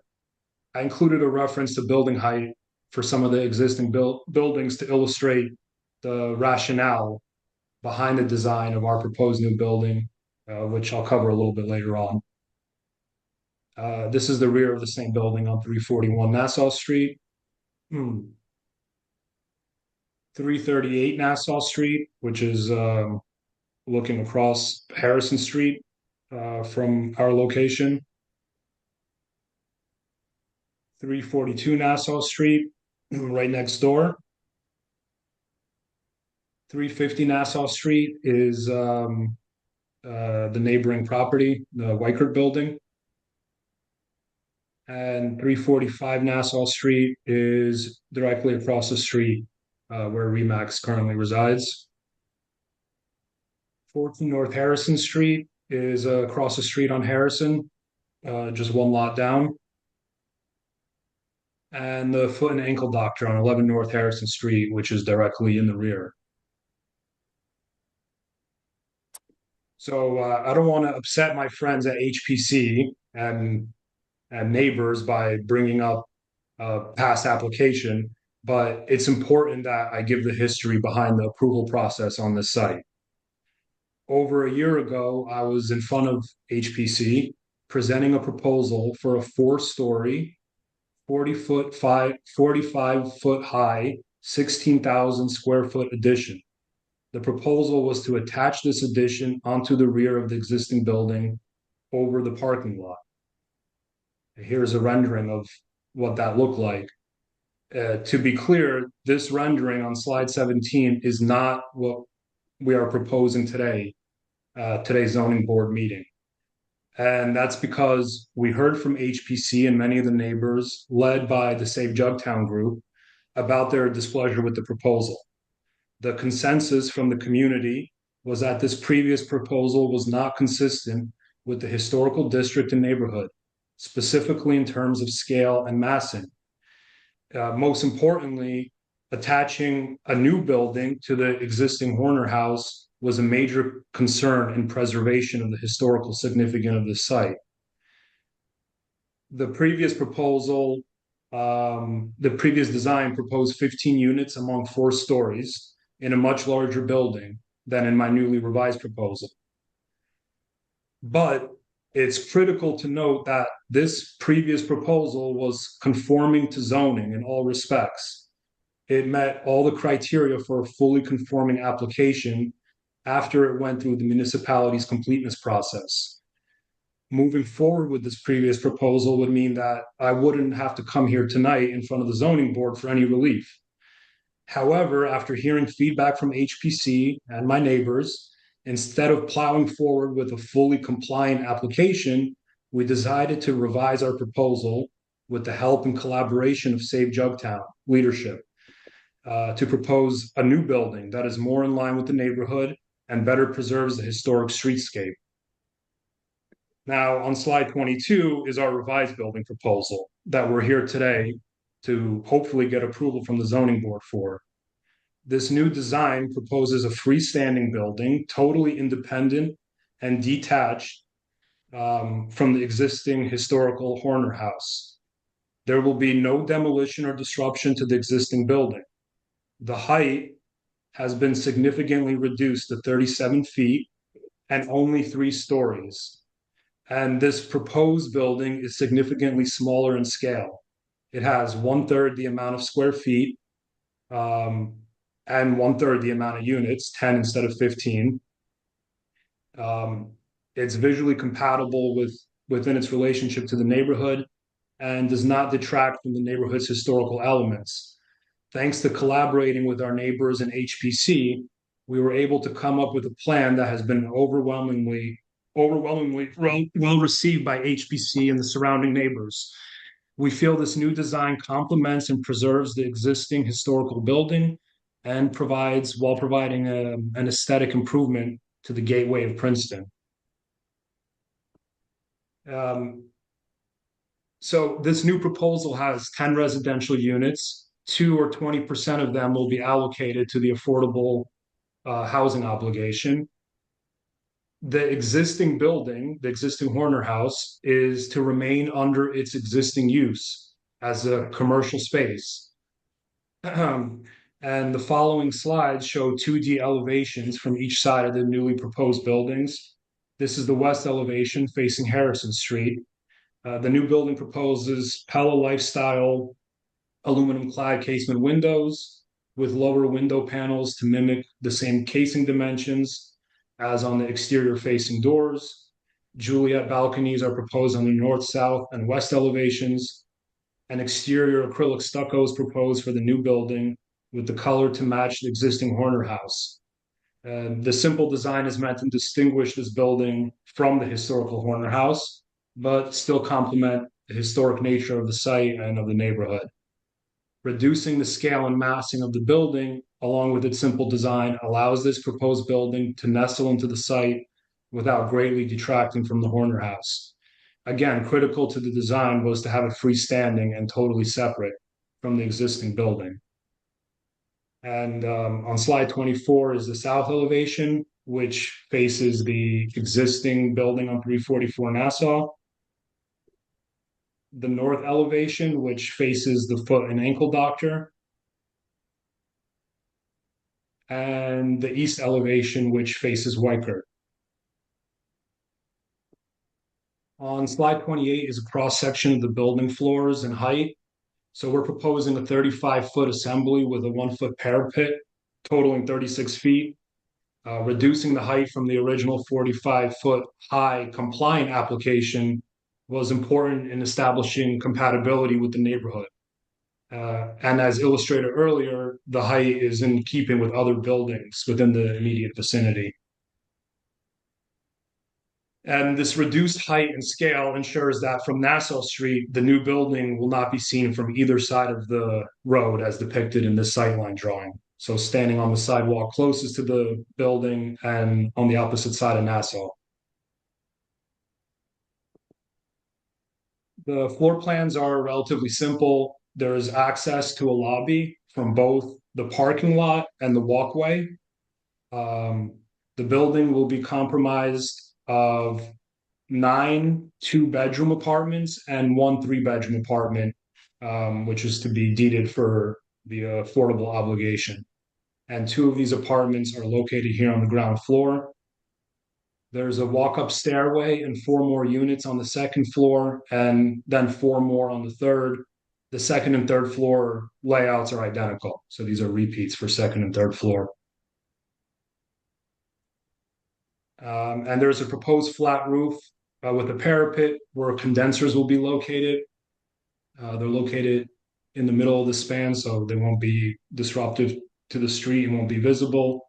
And I heard this come up in one of the comments. I will install solar panel ready provisions during the course of construction.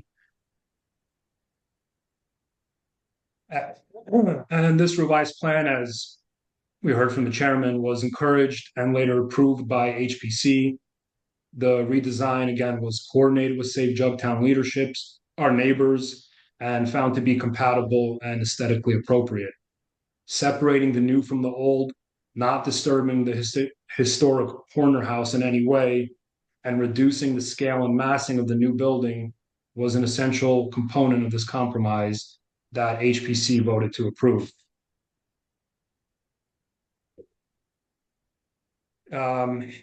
Here's a colored up version of the site plan, which depicts the existing and proposed buildings. Shaded in purple is the existing Horner House, and in yellow, the proposed new building.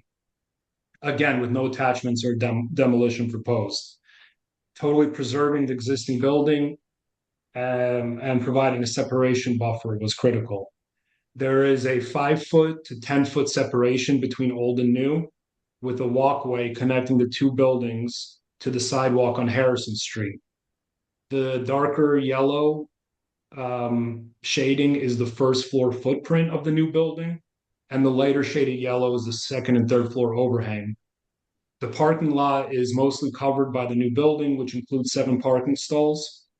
The trash and recycling is located in the corner of the lot between the buildings behind a fenced enclosure, where it does not impact any streetscapes, but is easily accessible for the existing and new buildings to access. And also bicycle parking has been addressed with bike storage distributed under the lobby door canopy, outdoor at the end of the walkway, and inside the building. The new building setback is increased to 5 feet from Harrison Street right away, which allows the new construction to be behind the existing Horner House, which reduces the impact of the development on the historic building. But as a result of separating the buildings, though this newer version, this new iteration is much smaller in scales, variances were triggered. So it was compliant, but oddly enough, much bigger addition, much bigger project. Now it's been scaled back in massing and scale separated, but variances were triggered. And I'll give an overview of these variances and then speak to each in detail. So there's a side yard variance where we provide 5 feet, and the requirement is, strangely enough, 0 feet or 10 feet. There is a rear yard variance where we provide 10 feet and 15 feet is required. And then, of course, there's the use variance for having residential on the first floor of the newly proposed building and retaining existing office space on the second floor of the existing building. So to go through these one at a time, the side yard setback again requires 0 or 10. We originally had 0 feet, which was compliant, but after our discussions with Save Jugtown and HPC, decided that wouldn't be appropriate. And again, though compliant in our original application, and 10 feet was set back too far given already the reduced footprint of the proposed structure. So with collaboration from Save Jugtown, we determined 5 feet would be an appropriate setback to preserve the significance of the existing Horner House. And at 5 feet, the new building is set back behind that existing structure. The rear yard setback is proposed at 10 feet. And to be clear, the 10 feet is to the second and third floor overhang, which is the orange line on the screen. It's more like 30 feet to the first floor footprint, which is the yellow line. The property backs up to an active easement, which is there to access the Whole Earth supermarket parking lot. And the site backs up to a commercial zone where currently the foot and ankle doctor is located. So we feel the impact is minimal considering there's not residential zoning in the rear and that we are still providing a 10-foot buffer. And there is a setback variance request for parking buffer where 4 feet is required and we are providing 1 foot. Again, the property backs up to an easement and a commercial zone, and the proposed parking along the rear is virtually in the same place as the existing conditions, as I showed in one of the earlier slides. There is a fence proposed along the rear of the property in front of the parking stalls. The use variance specifically is triggered from preservation of the existing building. So under the AHO2, only commercial use is permitted on the ground floor and only residential on floors above. In this instance, we're proposing to preserve the existing use on both the first and second floor office spaces in the existing Horner house. The use there is to remain unchanged, but it does trigger a variance in the AHO2. And in the rear, we are proposing 2 residences on the ground level, which is a variance condition under the AHO2. This is partly due to the fact that there is a requirement to provide a certain percentage of affordable units to be handicap accessible units to the for affordable housing. And since there's no elevator in the building, the ground floor access fulfills that requirement. Additionally, permitting residences on the ground floor allows us to reduce the height of the building. So that's how we're able to fully eliminate the 4th story, which was essential in preserving the historic nature of the site. And there is a variance request under section 382-383 for minimum building separation for structures on the same property. The minimum distance requirement is 10 feet between buildings on the same lot. On slide 37, it illustrates the variance conditions under section 382-383. And to be clear, the proposal meets the requirements to adjacent neighbors. We're seeking relief for minimum distance between buildings on the same lot. Illustrated here are the separations between old and new. The distances vary from 5 feet, where it's non-conforming, to 10 feet, where it is conforming. The new building can't be distanced any further without triggering many other bulk variances and parking variances. Most importantly, the proposed separations meet fire and building code. It's worth noting too that the existing building is fully sprinklered and the proposed building will be sprinklered as well. In the original proposal, because the buildings were attached, there was room for parking on both sides of the drive aisle. Now that the buildings are separated, parking has been reduced, triggering variances in relation to parking. Number of stalls, 8 where 19 are required. Percentage of compact stalls, 25% where 15% are permitted. And width of the drive aisle, 20 feet where 24 feet is required. The plan calls for 7 parking spaces and gives 8 with the credit for EV charging. 19 spaces are required, mostly due, in my opinion, to the outdated underlying parking requirements for office space that I'll discuss on the next slide. There are 2 compact stalls proposed where only 1 is permitted and a 20-foot drive aisle where 24 feet is required. And I have a traffic expert who will testify on parking more generally, but I can speak to parking as a local resident, developer, and landlord. I'll start off by saying we believe the parking variances are justified in the attempt to preserve the historic Horner house. Distinguishing and separating the buildings reduce the total number of parking stalls from compliant amount that we were providing to non-compliant. More importantly, this site is located in town. It has walkable and bikeable access to supermarkets, banks, the Princeton Shopping Center, and downtown, as I illustrated in an earlier slide. And as someone who owns other rentals in town, a handful on Nassau Street, for people who are looking to rent in this part of town, parking is not a priority. They rent at these locations for the walkability and bikeability, along with easy access to public transportation and downtown amenities.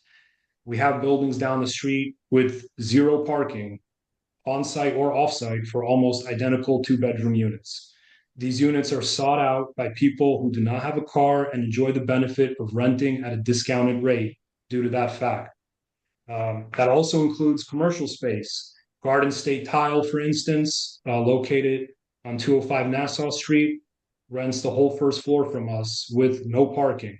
Their employees work in town, they walk to work. Generally, the town has changed its thinking about parking requirements, as witnessed in the planner's memo. RSIS has also redefined its criteria of parking demands from minimum to maximum number of parking spaces.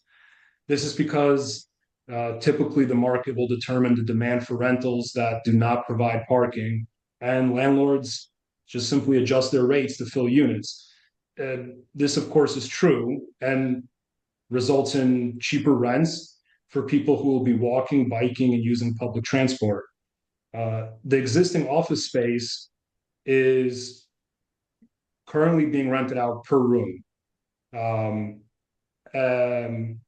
So they're little individual office spaces, but after construction of the new building, will be repurposed, rented out at a discounted rate to a single tenant whose parking demands will match the site's availability. And I can't disclose at the moment, but we're already in talks with a single-use tenant who has minimum parking needs. Also, currently on the site, I do lease out spaces to other people that are not renting my office spaces there. So the current conditions really aren't reflective of market demands. I think also it's worth mentioning the underlying parking requirements for the site. According to the AHO2, 5.5 spaces are required for the 10 residential units. However, a whopping 15 spaces are required for the existing commercial building, which uses the outdated underlying zoning. We feel that this is a gross overestimation of actual parking needs in downtown. Lastly, on parking generally, the reduced amount of parking stalls also ensures less traffic in and out of the site on a relatively busy corner, ensuring safer conditions with less overall traffic coming in and out. And we were able to secure leases and letter of intents from neighboring properties with available spaces to rent. I don't anticipate I'll need all these spaces to fill the units, but this is just to illustrate that there's lots of parking available in this part of town, in the vicinity. Also, Bank of America, they don't issue letters of intent, but they verbally represented that they would lease spaces as well once we're ready to commit to a lease with them. And before I address comments from the municipal memos, and while we're on the topic of parking, I'd like to introduce Georges Jacquemart, our traffic consultant expert. I guess I'll allow Chris Tarr to qualify him and give him a few moments to speak further about parking.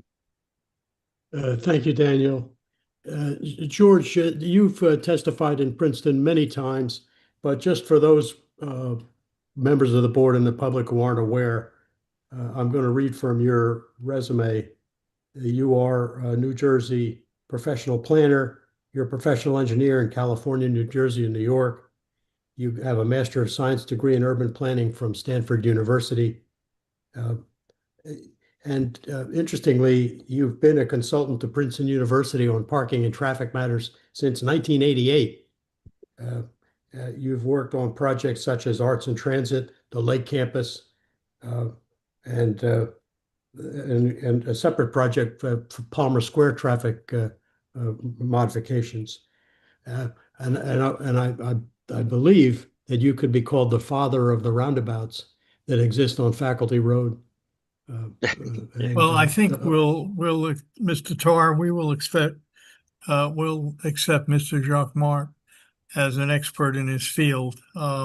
If you'd Thank like you. to continue discussing his qualifications just for audience benefit, that's fine, but we'll accept it. And I appreciate that, Chair. We'll move right along. Thank you and good evening, Chairman and members of the Commission. My name is George Jacquemin, and I'll address some of the parking and traffic concerns that were raised. This particular figure that we're looking at shows the turning movements for some of the parking spaces in the lot. You know, the concern here is that the aisle, the circulation aisle, is 20 feet when a kind of a standard aisle, let's say in a shopping center, tends to be 24 feet. And you know that width is not required because of the two-way circulation. It's required because of the vehicles to get in and out of the parking stalls for the maneuvering and to, in some cases, you know, like in a shopping center where we have a lot of maneuvers in and out, people stay, you know, half an hour, an hour. We want those maneuvers to occur relatively easily. In this case, you can see that these vehicles can get in and out of the parking stalls. And in my view, there's no concern that there would be any difficulty in the circulation, especially in this case, the parking stalls will be assigned. So people know the parking lot, they will be used to get in and out, and they tend to stay longer, you know, whether it's all night or all day. So it works well. And what helps in this case also is that each of the standard parking stalls here is 9 feet wide. So that in itself helps the maneuver in and out of the space. The other advantage of the 20-foot aisle here is where the aisle meets the sidewalk. So this conflict area between pedestrians and cars is less. And so it makes it a more pleasant and pedestrian environment and a safer pedestrian environment. I want to mention the discussion on the parking situation that, there are 7 spaces here. The code requires more spaces. And I agree with what Mr. Barsky said. The code is excessive. You know, these kind of spaces, office spaces in this area, would not need 15 parking spaces. I checked what the Institute of Transportation Engineers says for this size of office buildings, and it tends to be more in the range of 9 feet as opposed to 14 or 15 feet, what your code would require. And I think the fact, the way the applicant approaches it as the landlord who has obligations, to fill this building, whether the residential portions or the office portions, and he will find solutions in the neighborhood, I think is a very practical approach, a realistic approach for any kind of, denser area in an urban environment.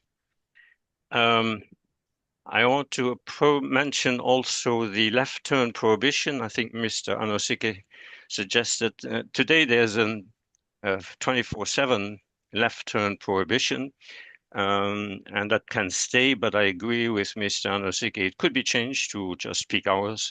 That's really up to the municipality. I think the applicant is flexible in that regard. I just want to correct something that Mr. Anosike said. In our report, we do not say that the office tenants will shift to walking, bicycling, and commuting by bus. Some of them will, but I agree also with what Mr. Barsky said. He will look for other locations for people to park. So I think not everyone obviously will shift to walking, bicycling, or buses. There is a parking demand there, and I think it can be addressed. There's one minor correction also. We have in our report, we mentioned a 4-foot sidewalk. If you look at the site plan, the engineer's site plan, it is actually a 5-foot sidewalk.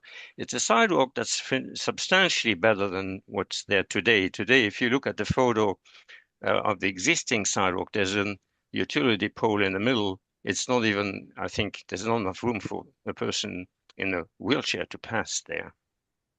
Finally, the comment on the LPI, the leading pedestrian interval. In the original application, we mentioned that as a possibility to make the intersection a little bit more pedestrian friendly. The LPI that's typically implemented, and we have them a lot in New York City, It's a very common treatment. And it's not caused specifically by the volume of pedestrians. It's not a question that we have to do it to accommodate larger volumes. The real purpose of it is to make the pedestrian crossing safer, to let the pedestrians start crossing 4, 5, 6 seconds earlier before the cars get a green time, so they can claim the sidewalk before the cars are starting, and you kind of eliminate the competition between the pedestrians and cars that turn and may be in conflict.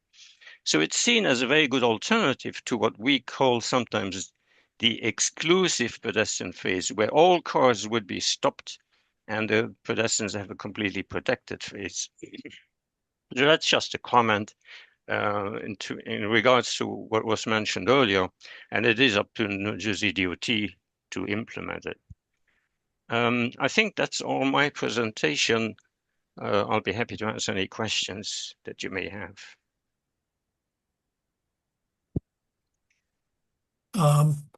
Mr. Jacquemart, you're saying that you feel that that there is adequate parking in the area. I think in my opinion, we'd like to get some sort of concrete commitment for parking, because you are going from a requirement of, or an existing parking lot of 19 spaces. I think I had that correct. Down to 7. And you're increasing you're going from 16 spaces down to 7, and you're increasing significantly the population on the site. So I think it's important that that there be a commitment for the parking to go with this application. I think that Mr. Barsky addressed that by having signed, and I don't know exactly, he may have to explain it in more detail.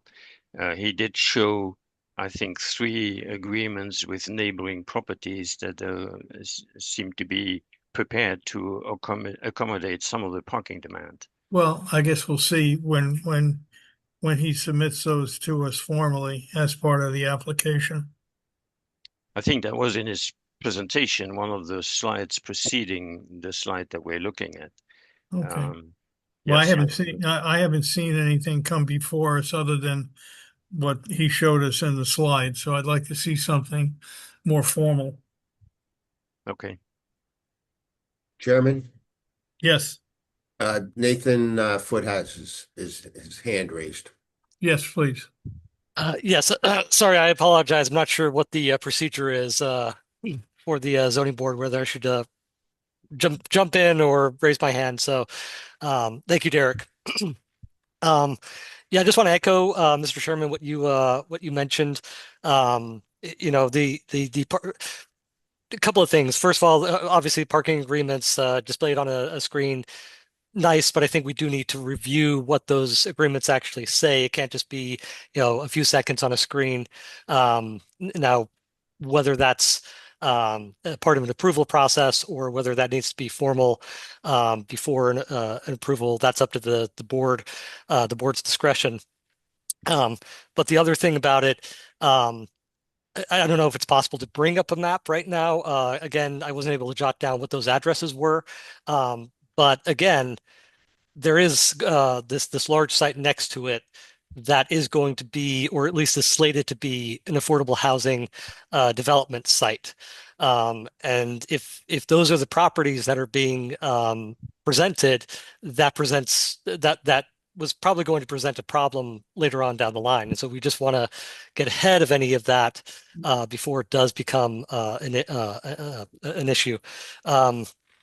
So that's one aspect. I actually have several things I just want to go through real quick. Nathan, if you don't mind, can I finish going through my memo and presentation, and then, because maybe I'm going to be addressing some of your questions as I continue on with the memos. Yeah, Mr. Chairman, if that's the pleasure of the board, then I will. Why don't we let Mr. Foot finish first, and then you can step in. Yeah, so I'll go through this quickly. First of all, Mr. Jacquemart mentioned assigned parking. I just and this might be one of the things that Mr. Barsky is going to touch on. But I do want to hear more about the assigned parking. It's the materials that have been submitted, or at least that have been reviewed, are a little the details on that aren't clear. So I just want would like to hear additional details on those. There's several points of clarification that I'll get to at a different time. And then one thing that I'm looking at the plans, and I just want to have addressed somewhat. I'm just realizing now that there are columns in between some of the parking spaces. If we could just get some clarification on how that's affecting the width at those particular parking spaces. As I said, I have other comments, but I'm going to let those go for the moment and let the presentation continue on. Okay. All right, Mr. Barsky. If I could, Mr. Chairman. Yes, please. I thought you were taking questions on parking. Yes, please. And if I could ask Mr.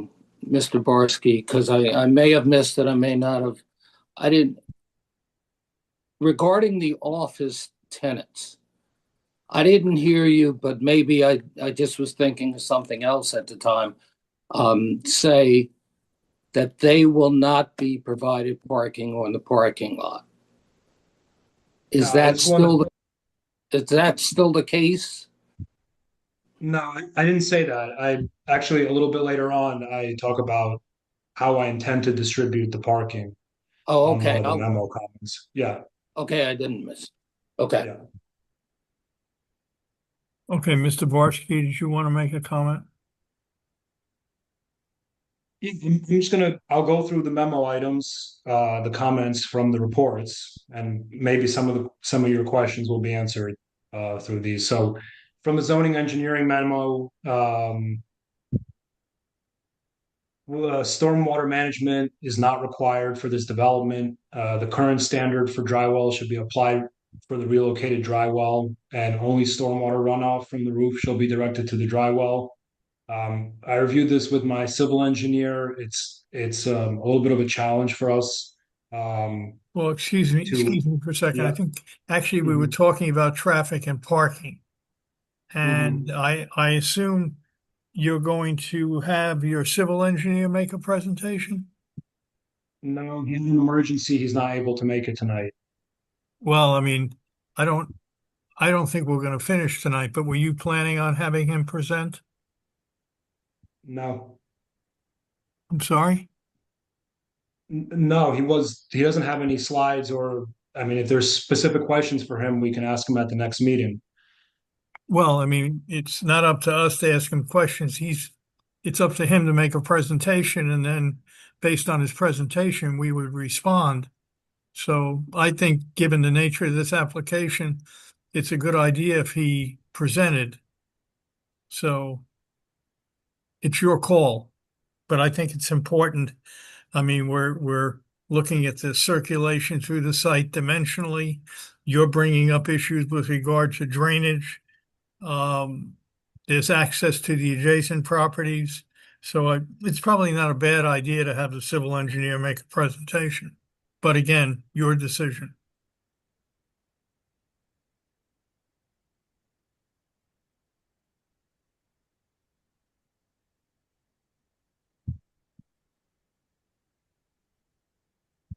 Comment or nothing? My engineer is not here tonight. He had an emergency. He wasn't preparing to present anything. I can prepare him to come up with something to present, but I have a traffic expert here. I have a planner here. I have an attorney here. I'm here myself. I would like to go through the rest of my presentation, and then if the board feels that there needs to be specific testimony from my engineer, then I'm happy to bring him in, and he would have been here Fair tonight enough. if he I didn't mean, have a family emergency. that's your decision. That's fine. I'm okay with that. Okay. All right, so, well, I guess we're talking about parking and circulation right now. And then we can, when we're done with that, we can start to talk about, your presentation relative to engineering or the rest of the project. Steve, I have a So, question, Yes, a please. parking question. I think in Mr. Foot's earlier testimony, he said that there is currently a right of way into the Weichert parking lot. Yes. What happened to that? there is, and that's on one of my further slides. Oh, I'm sorry. I'm not trying to get in Yeah, early. that's okay. So the building, what slide am I on here? Yeah, so there was a question about access to the Weichert parking lot area, and we've intentionally designed the building in a manner to preserve the Weichert access by orienting the drive aisle so that they can access their lot. And we have a lease in place that has been in effect for the last 50 years, and that is to continue moving forward. So, I've posted it up here, but it's been in place for almost 50 years, 49 years, and the building was specifically designed to continue to allow access for Weichert. No, I think that's pretty clear on the drawings. You're right. And then to answer a question about parking, one of the parking spaces will be reserved for the 3-bedroom affordable unit. Two parking spaces for the office space, and then the remaining three for the market rate residential units. And the, do you plan on submitting any formal agreements for parking for additional cars? I mean, I can submit formal leases. They're not deeded spaces. So I can certainly submit it before the next meeting. I think really the point of that, and Bank of America, by the way, says when you start paying us is when we'll give you a lease. And at the moment, I lease spaces on my own property. So I have no need to rent out other spaces. So I can't provide a lease without signing a year agreement with them. That creates some challenges. I think really the purpose was just to illustrate there's a lot of parking around. It's basically a large area of parking lots all within the vicinity. But more importantly, what I was focusing on in my testimony is that, I have other properties very similar to this one where there is no parking on site or off site, and there's still a demand to rent commercial space and rent residences. And sometimes that means I need to discount my units. The reality is, a tenant with 2 children and 3 cars, they're going to go rent at Avalon Bay. They're not going to rent at my building. And so, if anything, I think it's an improvement from what's there now, which is a whole lot of cars coming in and out. And again, given the location and it being right in the heart of Princeton, really lends itself to, like my other properties down Nassau Street, people who will rent that really don't have a need for a car. Okay. All right. I have one last question for Mr. Jacquemart. Can you comment on deliveries, both residential and the office? I mean, the office, at least discussion was they would theoretically stop on Nassau Street, which is impractical, especially in front of the building. And deliveries, I guess, to the residential portion, they'd have to drive in to the building and back out onto Harrison Street. So if you don't mind, Georges, this is something we prepared, and I'll speak to it and then you can add to it. So first off, on Nassau Street, about 150 feet up from this building, going towards Kingston, there is parking on, like, actual parking on the street. But to address both deliveries and hauling, and just logistically, I'll talk about it all together. The logistics of tenant move in, move out, deliveries,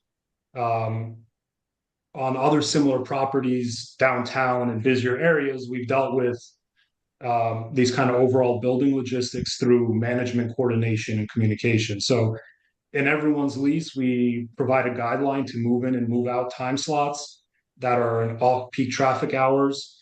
The U-Haul trucks are limited to 15 feet and smaller so that they meet the clearances of 10 feet to get into this drive aisle. And then a staging area will be provided in front of the building to unload tenant possessions. And then we restrict these times to off-peak hours where it won't affect residents who park on site. And we notify the existing residents of that time window where the access will be blocked. Here specifically for trash, a private hauler with a small truck will be contracted to dispose of trash and recycling. Again, on off-peak hours where it won't cause a disruption to tenants who park on site. They'll pull into the drive aisle. You can see here in this exhibit. If you follow the green arrows on the screen, go down the sidewalk, roll the receptacles down the walkway, down the sidewalk, load the truck. And after the hauling is complete, the small truck will use the handicap striping area, which to turn around and come forward out of the site. And that handicap striping area is only used for offloading for handicap purposes. And as I said, we'll do this, contract the hauler to do this in off-peak hours. And actually, the reality on this site is, as opposed to other sites I have, there's a lot more room to do deliveries and hauling than a lot of other downtown sites along Nassau Street and otherwise.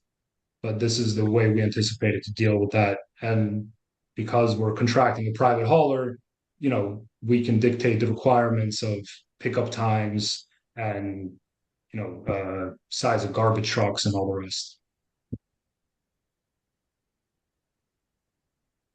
Mr. Chairman, while we look at this drawing here, I can answer the question that was raised by Mr. Foot. You can see here the columns are every 2 or 3 spaces, and they are located, and they're you can see they're double lines, so that the parking spaces themselves are actually 9 feet, for the standard spaces, or 7.5 for the compact spaces. It looks like maybe in one location, to the right of that handicapped sign, maybe the column is a little bit wider than the lines, but it is from a practical point of view, it is 9 feet. And what is actually the most critical the columns are located at more or less ideal location, because the car needs the width at the entry to this parking spots. So the columns in this case are really not an issue, in my opinion. Okay. And I assume then that there are just that one row of columns that are shown in the parking. There's no other columns in there, so they're going to use the wall of the building as a bearing wall to support whatever beams and structure they have. That's my understanding, yes. Okay. Yeah. Mr. Chairman, just real quick. So all this information then about the deliveries, in some way they would need we just would like to have that some way in writing on the plans, or in some way as a condition of approval, just to make sure that all of that information is there and will be adhered to moving further into the future, assuming that this is approved. We just want to make sure that deliveries are made, and especially the garbage truck pickups are in fact going to be done in that parking area as shown, and not. I don't think Mr. Barsky would allow it to happen, but just for the sake of the municipality, that we have some kind of written documentation that this is what the plan is going to be. And the same thing with the assigned parking. Again, some kind of it can be a condition of approval that that just be added to the plans as far as what the assignments are going to be, or that be some kind of written documentation that is on file. Okay, that's fair enough. And I think this session is being recorded. So when we get to that, if and when we get to that point that we're going to vote on this, that everything that was committed to will be part of the resolution. Right. Thank you. You're welcome. Okay, board members, are there any questions of Mr. Jacquemond or Mr. Barsky who just presented? I'd like to ask another question. Yes. Just so I understand it, and it's of Mr. Barsky.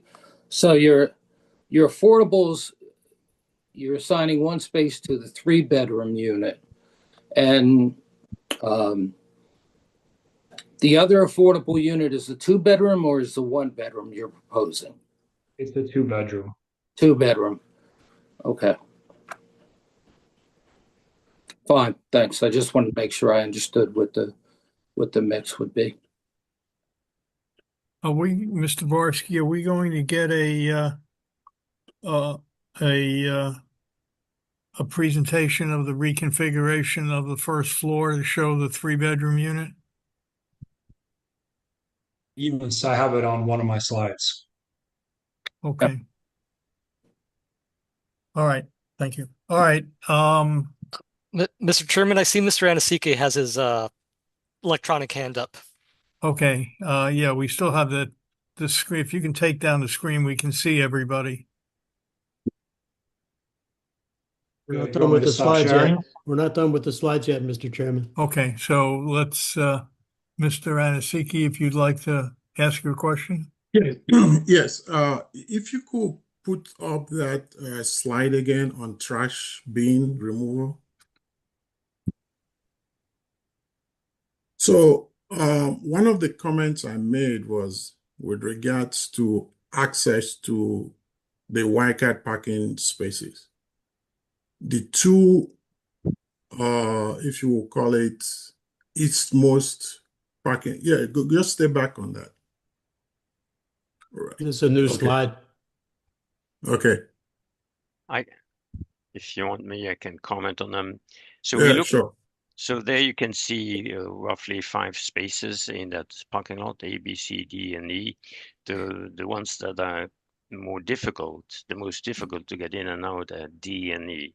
So here you can see for space E, that's very close to that building, and that's the way the space is located today. Obviously, as the car enters there, the car will stay at a certain angle that will make it easier to get out. And so you can see how the vehicle E is backing out and kind of backing towards the vehicle A sufficiently there so they can move out in one maneuver. And we show the same for vehicle D. That's in the next slide. And that vehicle D, because it's a little bit closer to that vehicle A, has to exit in 2 maneuvers.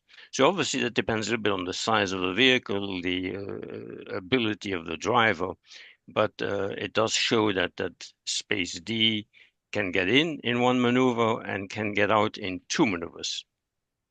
So it does still work. And, obviously it's a tight situation, but it is, that's the size of that lot of the Weikert property that, is relatively tight already today. Oh, yeah, today it is tight. You're right. But tomorrow there'll be a building there, which is a real obstacle. Right. Right. It's a little bit, and I don't know, there may be a drawing that today there's an island a little bit further south. So you're correct, Chairman. The exit, the opening today is a little bit wider than it will be in the future. In the future, it's going to be more than 20 feet, because the opening is at the location where the compact spaces are. So the opening is probably 22 feet roughly. And I think today it's probably closer to 20, I'm not sure. So what size of vehicle is used for this template? I think here for those spaces D and E, we use the vehicle you can see at the bottom, Ford Escape, I think. You see that in the graphic. So obviously the white shield people, if they have large vehicles, they put them in A, B, and C. If they have smaller vehicles, they go into space D and E. Do you know, Mr. Jacquemont, are these Weichert spaces assigned or are they opened? I don't know the answer to that. The only reason I ask is if it's someone new every time trying to figure out how to get into a space, it's more difficult than if somebody does it every day. Yeah. I imagine it's mostly employees, invited employees that park there. I don't know. I have never seen a sign that directs visitors to this parking area. I'm not sure exactly how it works, but I assume it's mostly employees. Yeah. Okay. That's purely up to Weichert. Sure.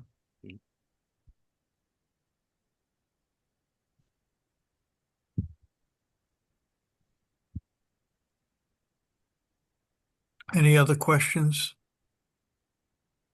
Board members, staff, anyone?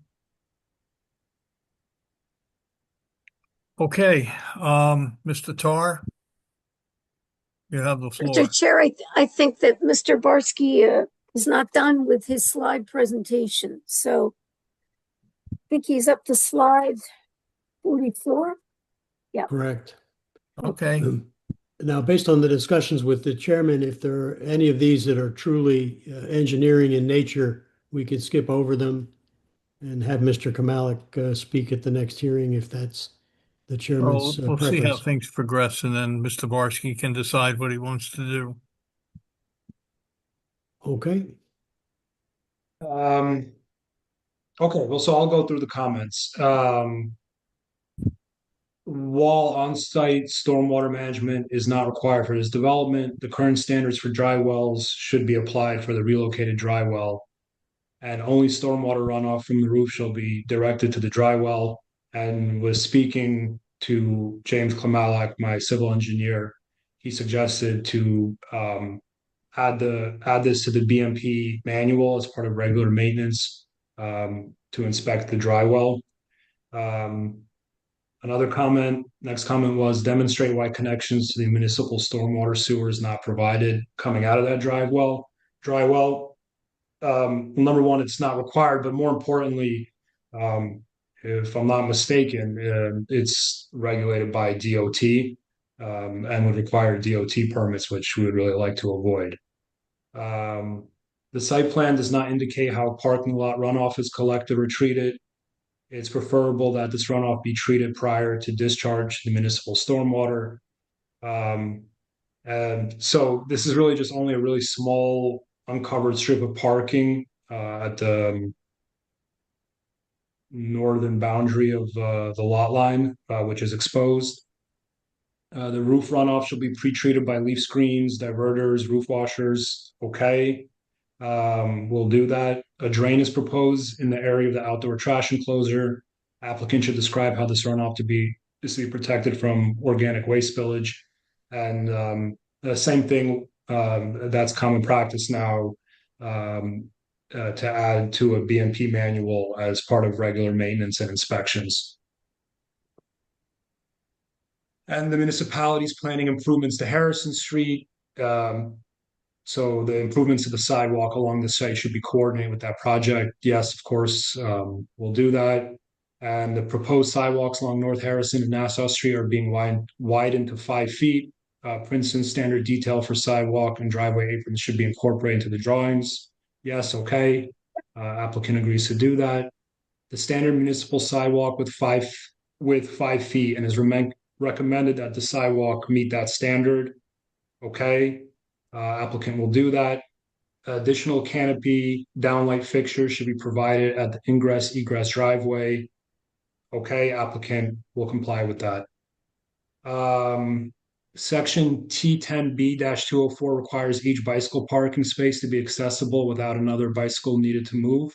And I'll show you in the next slide exhibits that we comply with that. Requires all covered bicycle parking facilities to be secured by means of lockable door or object. And again, on the next slide, I'll show an exhibit with bike loops for locking. Advise where bicycle parking signage is to be installed. Again, I'll show it on the upcoming exhibit, and details of proposed bike parking spaces should be provided to confirm compliance. And here's the sheet here with the bike details. I've included the two-sided bicycle parking signage, which is indicated here along Harrison Street, which is required. Also illustrated is the bike storage under the awning to the front door. There's 8 covered bike parking, 8 covered bicycle parking spaces with 6 loops, 6 metal loops for locking. And I've also increased the walkway between the buildings from 4 feet to 5 feet to comply with T10B-204 to permit accessibility without another bicycle needing to move, so people can pass. The reality is there's 2 entrances to the building, and it's a relatively low-use building. There's 10 apartments in it and access from both ways, but we did increase the walkway. And on slide 48, just a closer up version of the increased width of the walkway and the covered bicycle layout. Again, these changes meet the bicycle ordinance requirement as stated on the municipal memo, and the applicant will include these details as part of resolution compliance. We talked about Queenston, we talked about the Weicker access. We talked about tenant move in, move out deliveries, and I'm happy to provide, to Nathan's point, some kind of documentation of how we'll handle that.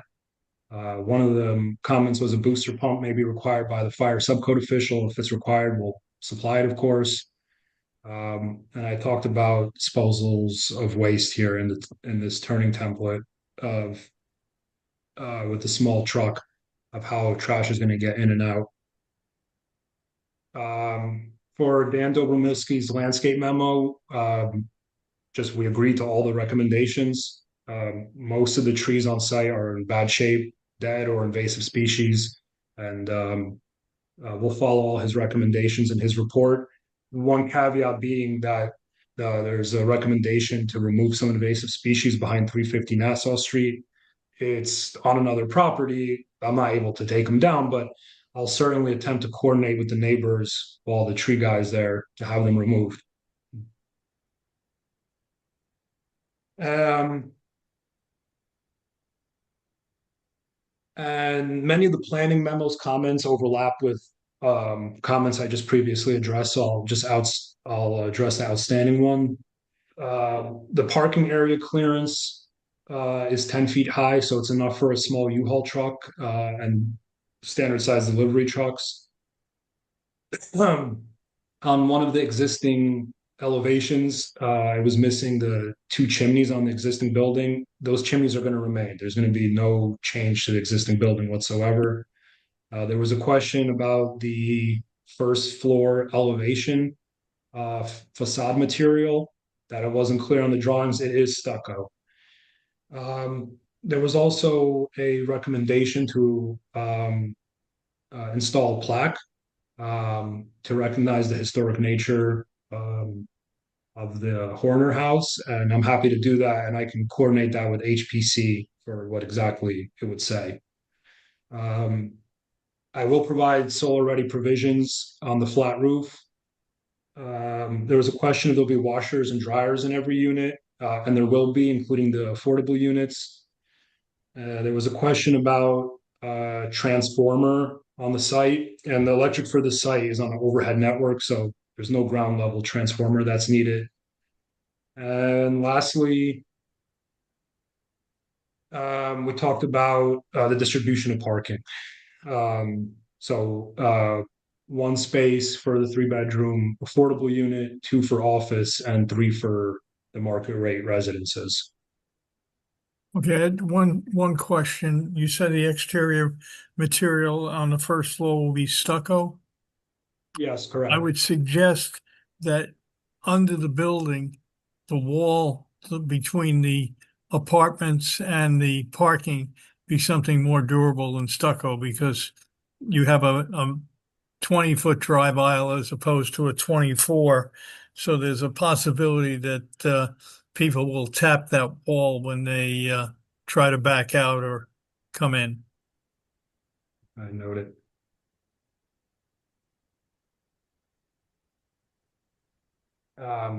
And there were questions in some of the memos about affordable housing bedroom count. And though that's regulated by an outside agency, the DCA, and they have many rules and regulations about those requirements.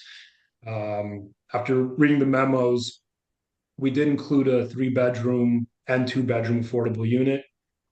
They are both proposed to be located on the ground floor for actual practical and logistical reasons that my planner, Cray Rainkamp, will elaborate on further during his testimony. I'll say from a market perspective that in a walk-up building like this with no elevator, the ground floor units are valued at the same, and in some cases more than the units on the upper floors. That's just from a market perspective, but Craig will elaborate on the actual affordable needs. And these are handicap accessible, not adaptable. Is it And possible to, do you mind if I interrupt here for a second? Sure. Is it Sure. possible to have one of the market rate units, since these are both ADA compliant, is it possible to have one of the market rate units on the first level, which will be ADA compliant, as opposed to making both affordable units ADA compliant?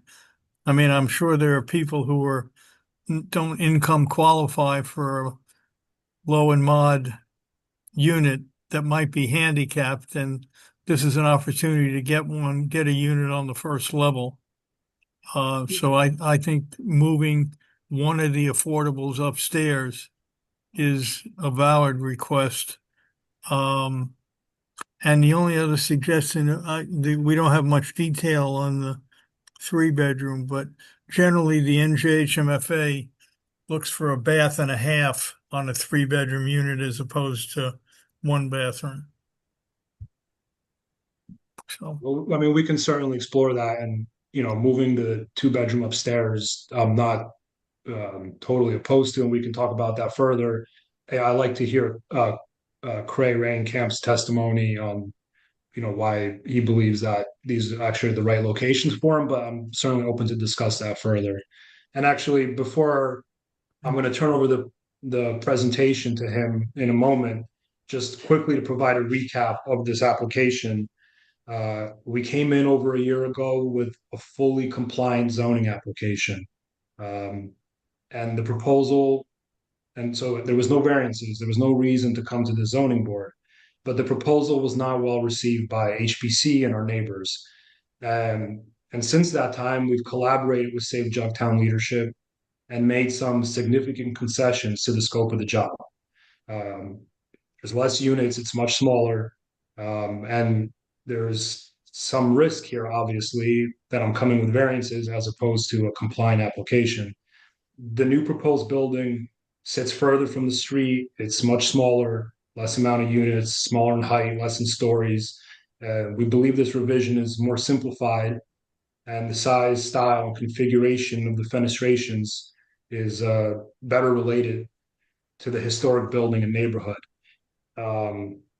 And though this revision is more compatible and smaller in scale, again, it comes with the variances that we discussed, but we believe this prominent location of the site, along with its historical context, is deserving of being preserved. And we've worked closely with our neighbors in HPC to ensure that we bring forward a proposal that is well received by our neighbors in the community. And as a local Princetonian myself, I felt moved to make considerable concessions to the project and take on risk of including variances to my application for really the cause of neighborhood cooperation and ultimately a version of essentially grassroots planning. And so thank you for your time and consideration. I'll pass along to our planner, Okay, Craig one Rankamp. second, please. Mr. Floyd, do you have a question? You're muted, Michael. Yeah, a comment I wanted to get in, and it's related to your last exchange, Mr. Barsky, with the chairman regarding handicap accessible and what units get it. I do have a concern if it's, as you propose, both affordable units being handicap accessible. I don't know. I, for one, in my youth, looked at apartments that were handicap accessible when I didn't need it and I didn't want the apartment. It's hard for me to accept both the affordables being placed in that. So I just wanted to say that. Okay. Yeah. Yes, thank you, Michael. Yeah, I guess who else is going to present this evening? Mr. Tar, Mr. Barsky? We have Craig Rankamp, the planner, was going to wrap up with the planning testimony. Oh, is that the final witness? Marina is here, and of course, we want you to hear from our friends at Save Jugtown who are on our team and prepared to give you remarks immediately following Mr. Rankamp's presentation. Mr. Chair, how late does the board want to go that may? Well, I would see, unless I would think we'd have to, after we finish the testimony, and if there are questions from the board, and then we have public comment, and then we go back, I would think 11 o'clock is really it, unless Well, so that presents Ms. Casey and I are thinking the same thing. We're not going to finish tonight. No. Should we? I want to give if there's engineering issues that are germane to the board, or we want to see some documents, we could present them and come back next month to finish up. it's your decision what you want to present. You've seen the memos and heard the questions, and I don't want to make a determination on, who you bring before us, but again, it's typical, quite frankly, to have an engineer and an architect testify. And it's your decision. Because the planner really likes to hear all the other testimony before he gives his opinion, I just don't think it's going to help us any to go ahead with Cray without getting Jim Kamalik before you next month and getting some of that documentation to you. Daniel's kicking me under the table here, but If you want to take a minute and discuss this with your client, please do. Mr. Tar, might I suggest we take 5 minutes to talk about the affordable unit locations and deal with that tonight, and I'll save the real planning testimony for next time. Sure. That might be. It is interesting to the board members.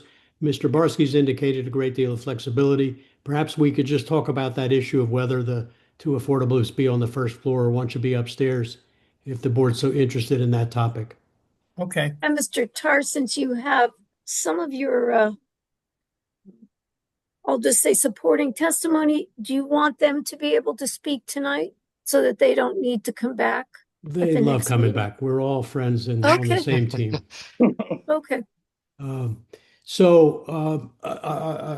going to give a brief introduction of Ray Rankamp's credentials, but next time I'll go into it in more detail. But he's been a professional planner in New Jersey for 31 years. He has a Bachelor of Arts degree from the University of Pennsylvania and a master's degree from Georgetown and additional educational experience at University of Pennsylvania and Princeton University. It interested me that he's a member of the American Planning Association New Jersey chapter, where he's gotten the Distinguished Service Award, and heads the housing committee of the American Planning Association for New Jersey and has for many years. He's a member of the New Jersey Builders Association Affordable Housing Task Force. He's made presentations nationwide and has been deemed an expert witness by courts and innumerable planning and zoning boards. And he served as a court-appointed special master for affordable housing in New Jersey. Is He's he been a licensed professional planner in New Jersey? has been for 31 years. Thank And you. Cray, if everything that I've said is true, will you please so indicate? Yes. And license is current. Thank you. So Cray, we're just going to talk about the issue of what to do on the first floor and what our thinking has been. And you are an expert and we'd like to hear from you.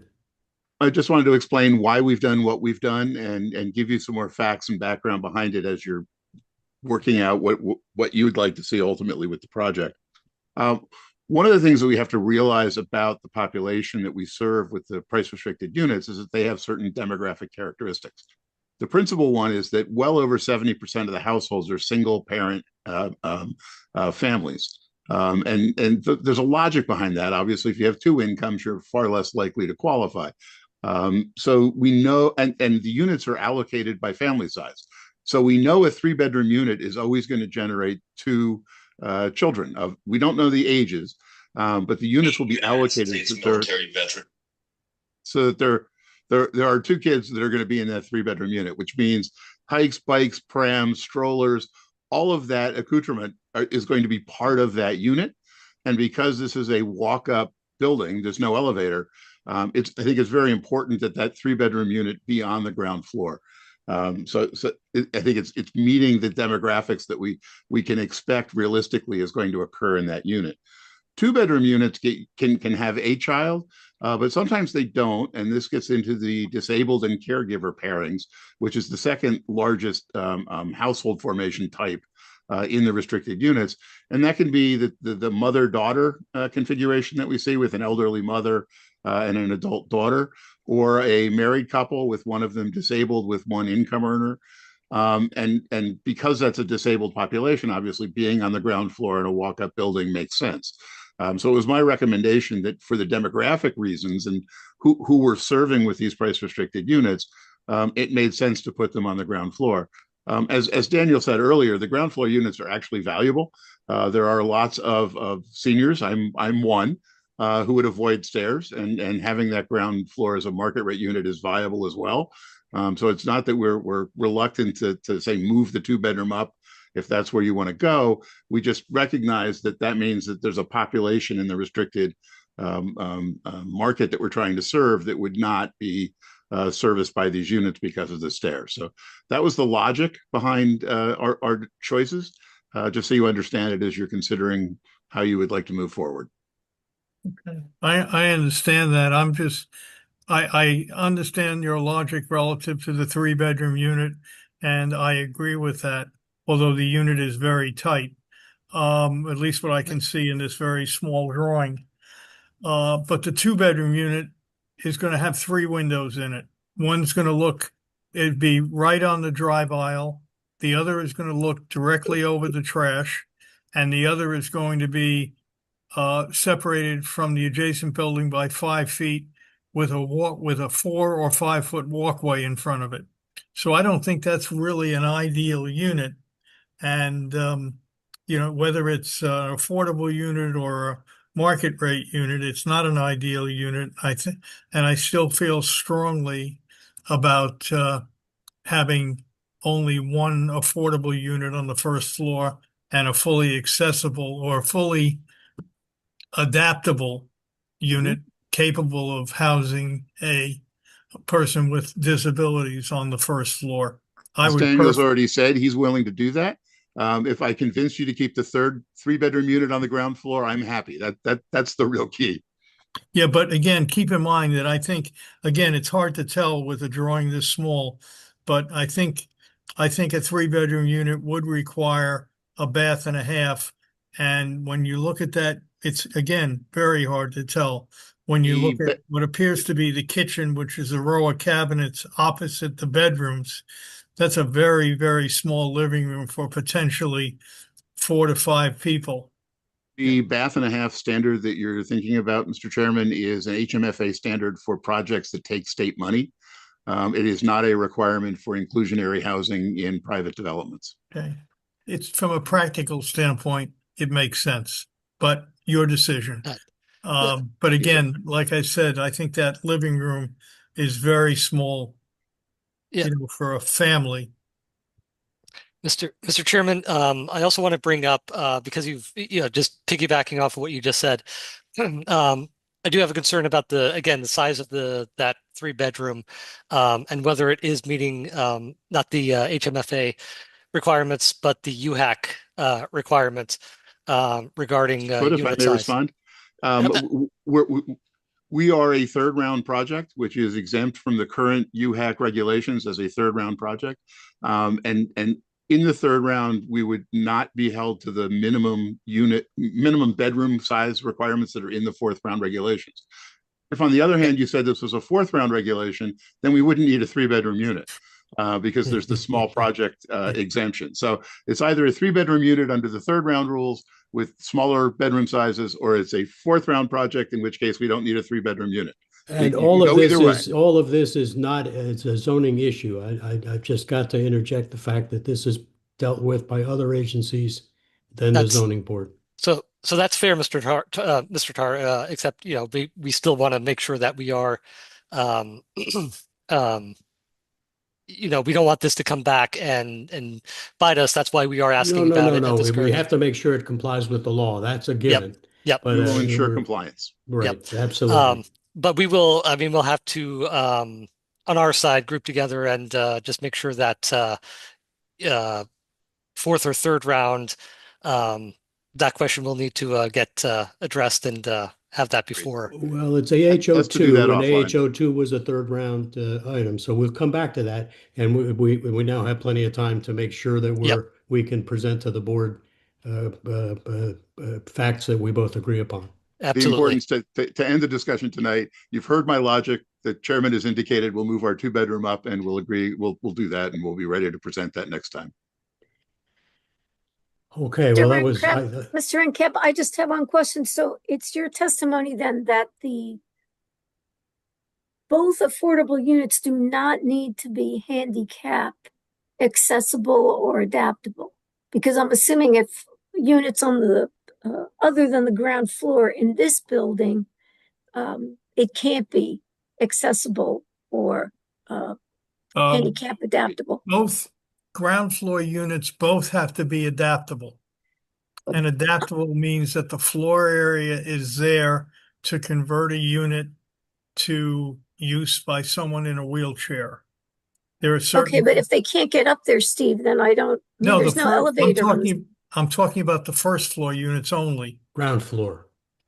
If I can answer the question. Yes, I'd like that. There's not a specific requirement for the affordable units to both be on the ground floor and be accessible. Right. We've met the affordable housing accessibility requirements with the single unit.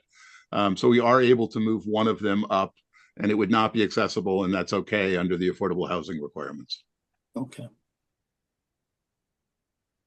Thank you. So we've taken advantage of Craig's expertise here. We're going to come back with drawings. I wonder if we could take just a few moments to make a list of those things which we wanted to see in detail. So, for example, staff wanted to see the hard copies of the proposals to rent spaces from adjacent neighbors, things of that sort. Could we just hear from board members in particular things which they hadn't heard? Well, I think I'd like to see, as an architect, I'd like to see a little more detail of this 3-bedroom unit, which I think is small. Okay. And again, going to the as far as to confirm that the size is acceptable under the statutes, under the UHAC regulations. Yes. Yeah. Okay. Yep.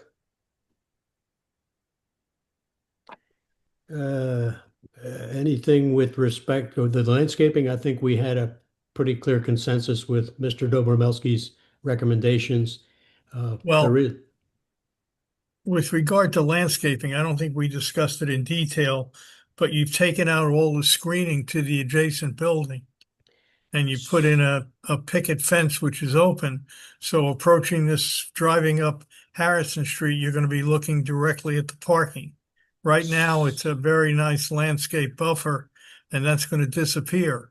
well, it's a fence with some stuff, ivy growing on it, as you see in That's the a picture. fence. On your property, on the current 344 Right. Nassau property, is a dense planting screen.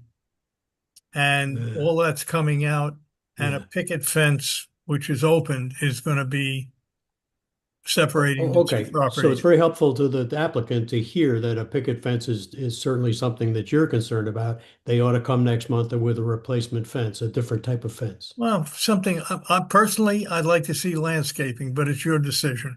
Well, there's a driveway on the other side. You heard the testimony. There's macadam on either side. We'll ask the landscape folks if there's something that could grow in that. Well, we can discuss this, but then again, too, you're putting the parking right on the property line. Understand. So, I mean, you're not allowing for landscaping. Right. Traffic we've dealt with, the parking we've dealt with. There's no additional drawings or information that the board members envision seeing there. Dr. Tar, just one question. Depending on where that 3-bedroom unit goes, are there exterior changes to the building that are required for it to go on the ground floor or, on the second floor? I'm going to ask Marina to just speak up. She's not been sworn. Chris, the answer is no. There's no exterior changes. Okay. So. Okay. I have a question. I don't know if you're planning to come back with the affordable unit moved, to a different floor, but is that something that the board should weigh in on right now before you go and make those changes? Or I think it's a good idea. Yeah, because I actually I felt that there's some valid reasons to keep it as is with the 2 units at the lowest level. But I don't know how other members feel. Bernice, I don't want to speak for staff, but my understanding is that they also wanted an opportunity to confer about that issue internally. Okay. But I don't know if Nathan or Derek, does that make sense? Am I correct in assuming that? Yeah, I think we want to. Oh, sorry, Derek. No, go ahead. That's fine. No, I was just going to say that yeah, that's correct, Karen. That we want to confirm with the applicant what the requirement is, just to make sure that all of our municipal requirements and that these units would be accountable towards our obligations. So I think we do want to confer on that internally and then discuss with the applicant as well to make sure that those requirements are being met. And Derek, if you add anything else, sorry to interrupt. No, you stole my thunder. Thank you. So there are arguments both ways, all of which are logical and helpful. And I think all we want to do in the next couple of weeks is to make sure that each of them technically complies and then work with you to choose. It was like working with HPC on the color of the building. There'll be a discussion. Mr. Tar, one question I don't think Mr. Barsky addressed. There were some other suggestions in the HPC memo, and there were a lot of suggestions in the Environmental Commission memo. Is that something, or let me rephrase that, should we assume if they haven't been addressed by Mr. Barsky that he doesn't want to comply with those recommendations, or he just didn't reach it? He wants to please the board, so I think we're going to go back through the memos, and we're going to the Environmental Commission memo went a bit beyond. And I think Mr. Lesko had a number of comments too. That's right. Yeah, I was just looking it up. Yeah, I think you got to address his memo too. Yes, The- he's got a lot of comments. The planning memo, the most Yeah, recent. but a lot of the comments overlap with the other. Most of them overlap with comments Okay. I already addressed from other people's, and then I added on this section the remaining comments that didn't overlap to talk about each one individually. But I'm happy to go through it again if we need to at the next meeting. Well, I think we might have Mr. Lesko go through his memo so we can make sure we've got everything covered. Yep. So so that was a joint memo between with Mr. Lesko and myself. And I think that Mr. Barsky did address most of those. As he mentioned, they were there were a lot of overlaps with the other memos. However, we will also take a look at on our side if anything was not addressed and make sure that Mr. Barsky and Mr. Tar are aware of that and that they should be prepared to address any additional issues from that memo. That would be very helpful. We'd appreciate Fair that. enough. No problem at all with that. I have a question about this screen. Can I ask it? A minute. Go ahead. Mr. Barsky, what does it mean when you say you will provide solar-ready provisions for a flat roof?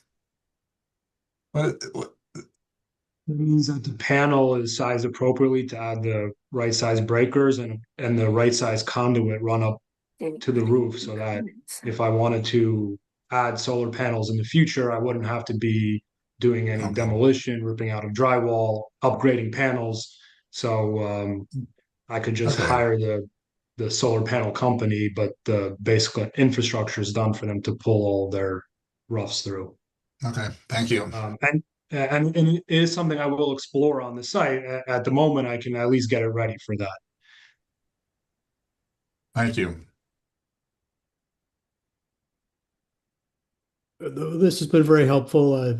We'll pull together some additional information and respond to those memos. The one practical thing I heard that I wanted just to get it on the record. Mr. Ranoseka said that you can't get into the commercial building from the rear. Right. And then you have to come in from Nassau Street side. Daniel, is that correct? I think he said from a wheelchair standpoint. No. He said there's no access to the back of the commercial building. That's what I heard too. I This have would- the same question you have, Chris. So Yeah, there's two rear entrances and they are still accessible off of this walkway. So there's actually two entrances off of Nassau Street and two entrances in the rear. And again, this building's to remain totally untouched and preserved. So those rear accesses will still be available. So the By concern the about way, delivery and so forth, the delivery there would be the same as to the apartments through the parking lot, through the. I would imagine so, but I even see a lot of times drivers pull up, they don't realize there's a parking lot in the back currently, and there's spots right up the street. They park there, they run over the package, and then they leave. So I've seen it both ways. They don't stop in the middle of Nassau Street, they pull into an actual parking spot. So Okay, yeah. Thanks.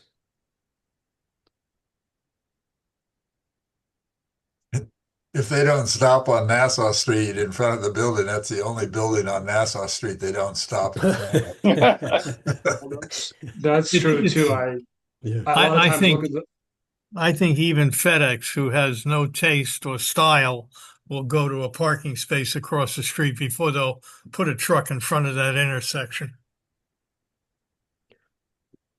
Well, Mr. Chairman, you thought we could run till 11. I've got about 5 off, so I think we used up the time as best we could. It's been very helpful to hear about anything else that you'd like to see as we come back next month. I mean, we won't know until you come back and finish your presentation, but for sure. To the extent we know now, we've given you the information. That's correct, and we appreciate it. Board members, do you have anything you'd like to add? Take the screen down, please. Board members, do you have anything you want to add and give guidance to the applicant before we close tonight? Steve, 2 questions, and then I'll of course let board members raise their questions. One, Do we have a date certain in terms of the date this is being carried to? Is it The February 4th, 11th. 11th? Okay. the February meeting is on the 11th, We have two. We have two. 11th and the and we have 20. one on the 25th, right? Yeah. Okay. Yes. And my second question is, I don't know if there's anybody in the public who wants to comment tonight or will be unable to come to the February 11th meeting. So I don't know what your thought is on that. It is almost 11, but if there's anybody who want to make a brief comment, do you want to Claudia, is there entertain anybody that? indicated there that they may want to speak? I can't. I'm looking at. There are no hands. Okay. All right. Okay. We asked. It's for the benefit of people who are watching at home. This meeting is carried to February 11th. The hearing will continue. The applicant will not be obligated to send out any further noticing. Thank you. Thank you very much for your presentation. Thank you. Good night. No. Good night.